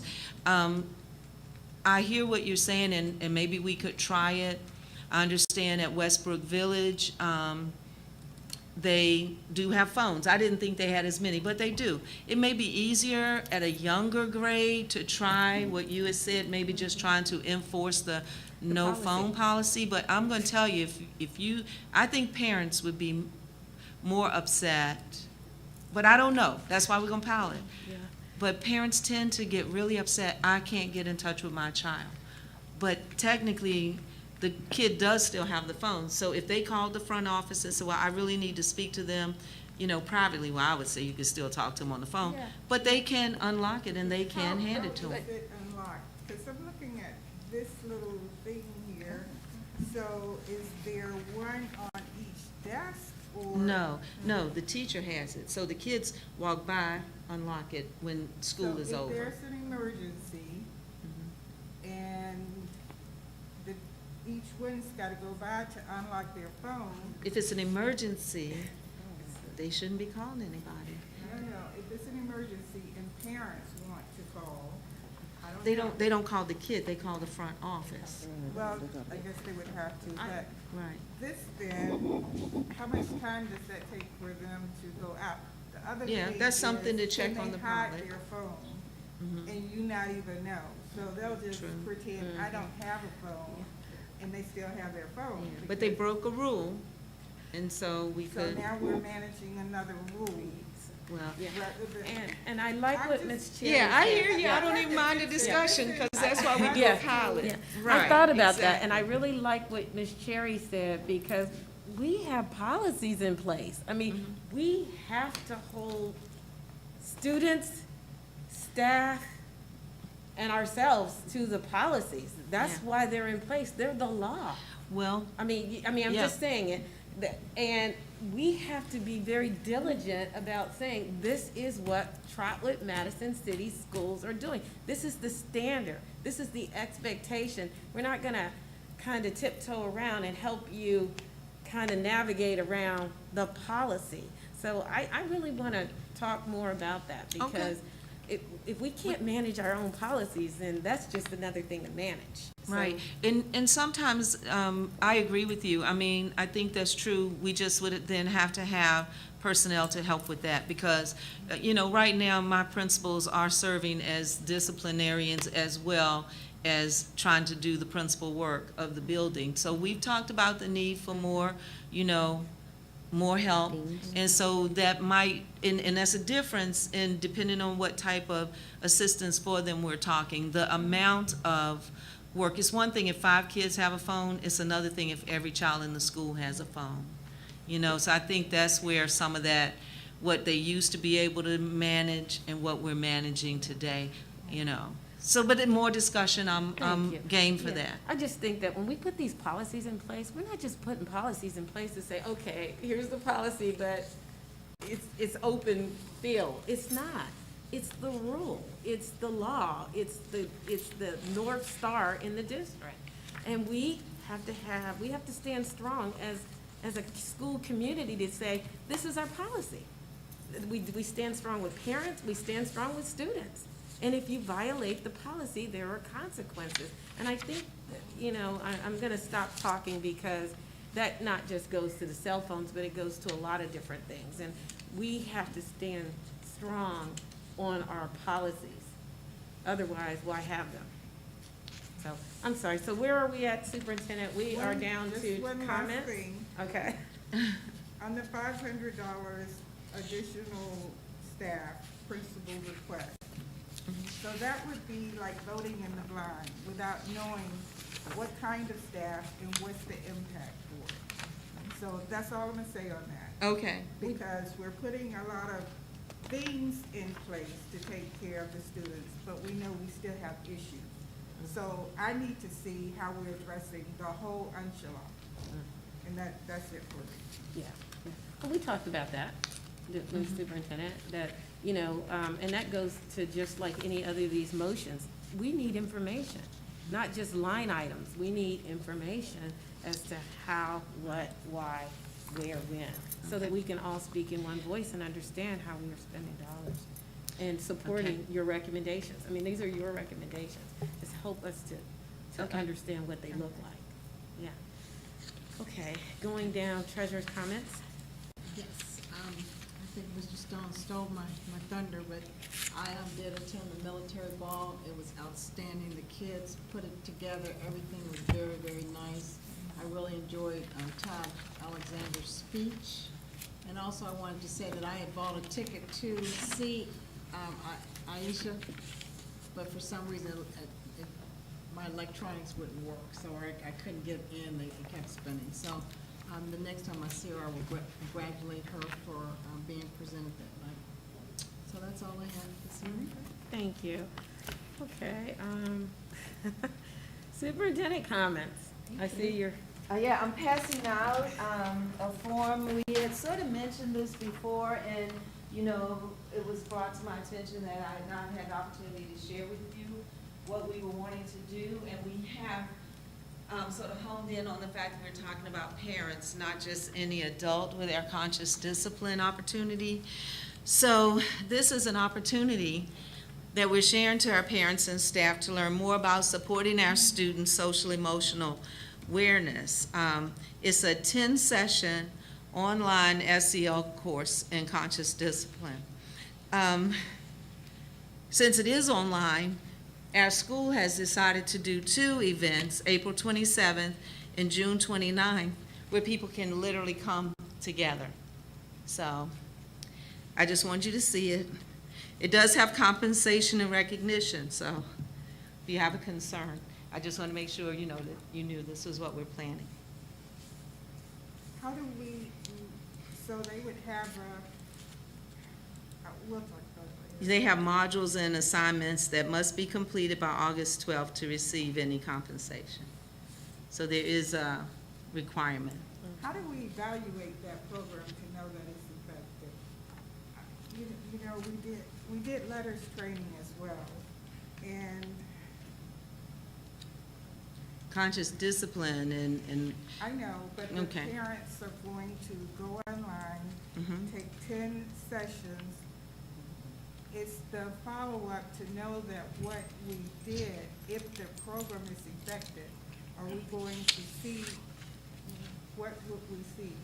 And we don't have to discuss it now. I'm probably the only one with the. Well, I think comment on we that. I'll should leave discuss it now because the superintendent wants to do this, like she's doing this. So if this is something, Yeah. I mean, this is something you want to do, this is a Yes. $100 compensation for the 10 Right. modules Mm-hmm. for, 2,500 parents, although they all won't do, well, Okay. not parents, that's students, so. okay, so, and it's for parents, correct? Yes, it's for parents, and we would hope that parents would take advantage of it. What we found, no matter what we do, no matter what we offer, it's very hard to get parents to come, unless, like you said, it is something to see their students actually perform. So to Daniel's point, he's been getting really good attendance at things, but that's when kids are being, honored. But that being said, for conscious discipline, it's a way you interact with the child. It's the way you talk with the child. And if we can get parents to know how to interact with their student the same way that we're going to be doing it at school, that would really help, or we believe it would really help our staff. Ms. Mallory, is there anything you would like to say about this? It supports their social emotional wellness. It helps them learn new ways of interacting, and it reinforces the things that we're working on in the school building with the students. We'll know that it's working, and we'll be able to get Right. input from parents at those 2 facilitated sessions where the parents should already have started watching the modules, and they'll come together and be able to talk about how they're using the strategies and what strategies they thought worked and didn't work with their child. Right. We did send an interest out, and we have over 40 40 parents. parents that are like ready to go, like. Sometimes they want, and the parents want to know what to do. I like the explanation that they'll have taken, the expectation is they will have taken the online course before these events, and then there is in-person dialogue to get feedback on it. Yeah, I do have. thank you. I do have one last thing I'd like to say in my comment. It's an update on some questions that Mr. Andrews had. So I've been talking to Mr. Smith to sort of tell you where we are with some of the sports things, and I'll do it really quickly. You had asked about swimming, and so we're already training some of our high school students to become lifeguards. We're actually going to have 3 that's going to take the test. I think it's next week. And so that way in the summer, we're going to offer swim lessons for our kids, like a precursor to getting into having a good swim team. So we're working on that. We talked about the band and how that's growing. Softball, baseball, swimming, like I said, starting to have the lessons. Cross country will happen in the fall. We do have softball and baseball already at the middle school. We don't have tennis yet. That is on his radar, and we are looking to do that at the middle school. And then cheerleading, we are interested in competitive cheer. We're getting ready to get new coaches, and so that's one of the things that I know is going to be a part of the questioning when they talk about it. So I just wanted you to know that they're also looking at starting golf as well. So it's pretty exciting. Mr. Smith has done a lot of work on trying to make these things happen, like you said, from when they're younger, so we can keep that process going. Okay, thank you. And like I said, there's just so many good things I heard tonight. I don't even have to reiterate them. I'm gonna stop here. Okay, thank you. Uh-huh. Okay, any board comments, Mr. Davis? Okay, Mrs. Cherry? I just want to congratulate the band, and the band members. Congratulate our indoor track students who received an award or on accomplishments, and also would like to congratulate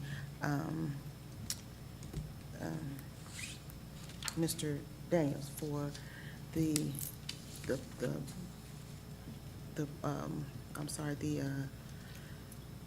program for the students with Mr. Shackelford that'll be here on tomorrow. I think that's a very good start. I think that's very good, and to be recognized with those 50 students. And hopefully, Mr. Stone, that our graduation rate will increase, students will increase those 13, at least those 13, so. Thank you. Mr. Andrews? I guess the same thing, same things that Ms. Cherry said. In addition, I'm kind of looking forward to seeing what Upward Bound can provide for the district. I know years and years ago, we were not eligible to be a part of the program as a blanket kind of a thing. But the program can be very, very beneficial. I would like to, as a matter of fact, I'm probably going to try to get in touch with Dr. Anini and talk to them a little more and see what all is going on with that. Like I said, I was in the program, which allowed me to be the first person on either side of my family to graduate from college. And beat one of my cousins by about 3 days because he was going to Morehouse. And so they graduated a little later. But it's a very beneficial program. It's been around a long time, as you said. I think they had their 50th anniversary probably about 4 or 5 years ago. Okay. And among other people that have come through the program, Oprah Winfrey, Patrick Ewing, and there have been a lot of others. And so it has done a lot for a lot of people nationwide. I did have a little document thing, but I'll just pass this out and everybody can kind of look at it. And I'm not advocating that we change anything in our mission statement, but I think that it may help us, or I feel like it might help us potentially to more sharply focus it and define the directions we're trying to go in. So I'll share that with everybody up here as opposed to reading it out. And I think that's everything. And maybe that's something we can further discuss at our retreat, okay? I mean, we'll have it, but, we can talk about it. Right, Thank you. Vice President? It was a really good meeting. Sorry it was so long. Sorry I had so many comments, but it was really good. Thank you, principals. You did a great job. You have a lot of great things going on, and thank you for sharing them with us. Because I'm last, everybody's already said everything. So we're going to move, I need a motion to move into executive session to consider the appointment, employment, dismissal, discipline, promotion, demotion, or compensation of a public employee or official, or the investigation of charges or complaints against a public employee, official, licensee, or regulated individual per BOE Policy 0166 and ORC 121.22 G1. That's item A. Item B, to consider the purchase of property for public purposes, the sale of property at competitive bidding, or the sale or other disposition of unneeded, obsolete, or unfit for use property in accordance with section 505.10 of the revised code per ORC 121.22 G2. And item C, to prepare for conduct or review negotiations or bargaining session with public employees concerning their compensation or other terms of and conditions of their employment per ORC 121.22 G4. And on all of these, no action will be taken. Can I get a motion? A motion. Second. Okay. I have a motion and I have a second to enter into executive session for item A, B, and C as indicated. Ms. Allen, will you please call the roll? Mr. Davis? Yes. Mr. Andrews? Yes. Mrs. Cherry? Yes. Mrs. Jeter Freeman, Yes? and Ms. Moore. Yes, motion passes. We will enter into executive session. It is 8:01 PM, and again, no action will be taken. Can I say one more thing? I know it's out. Wait, No, we got it. No, we're in executive session. we're in there. Okay, thank you. Okay.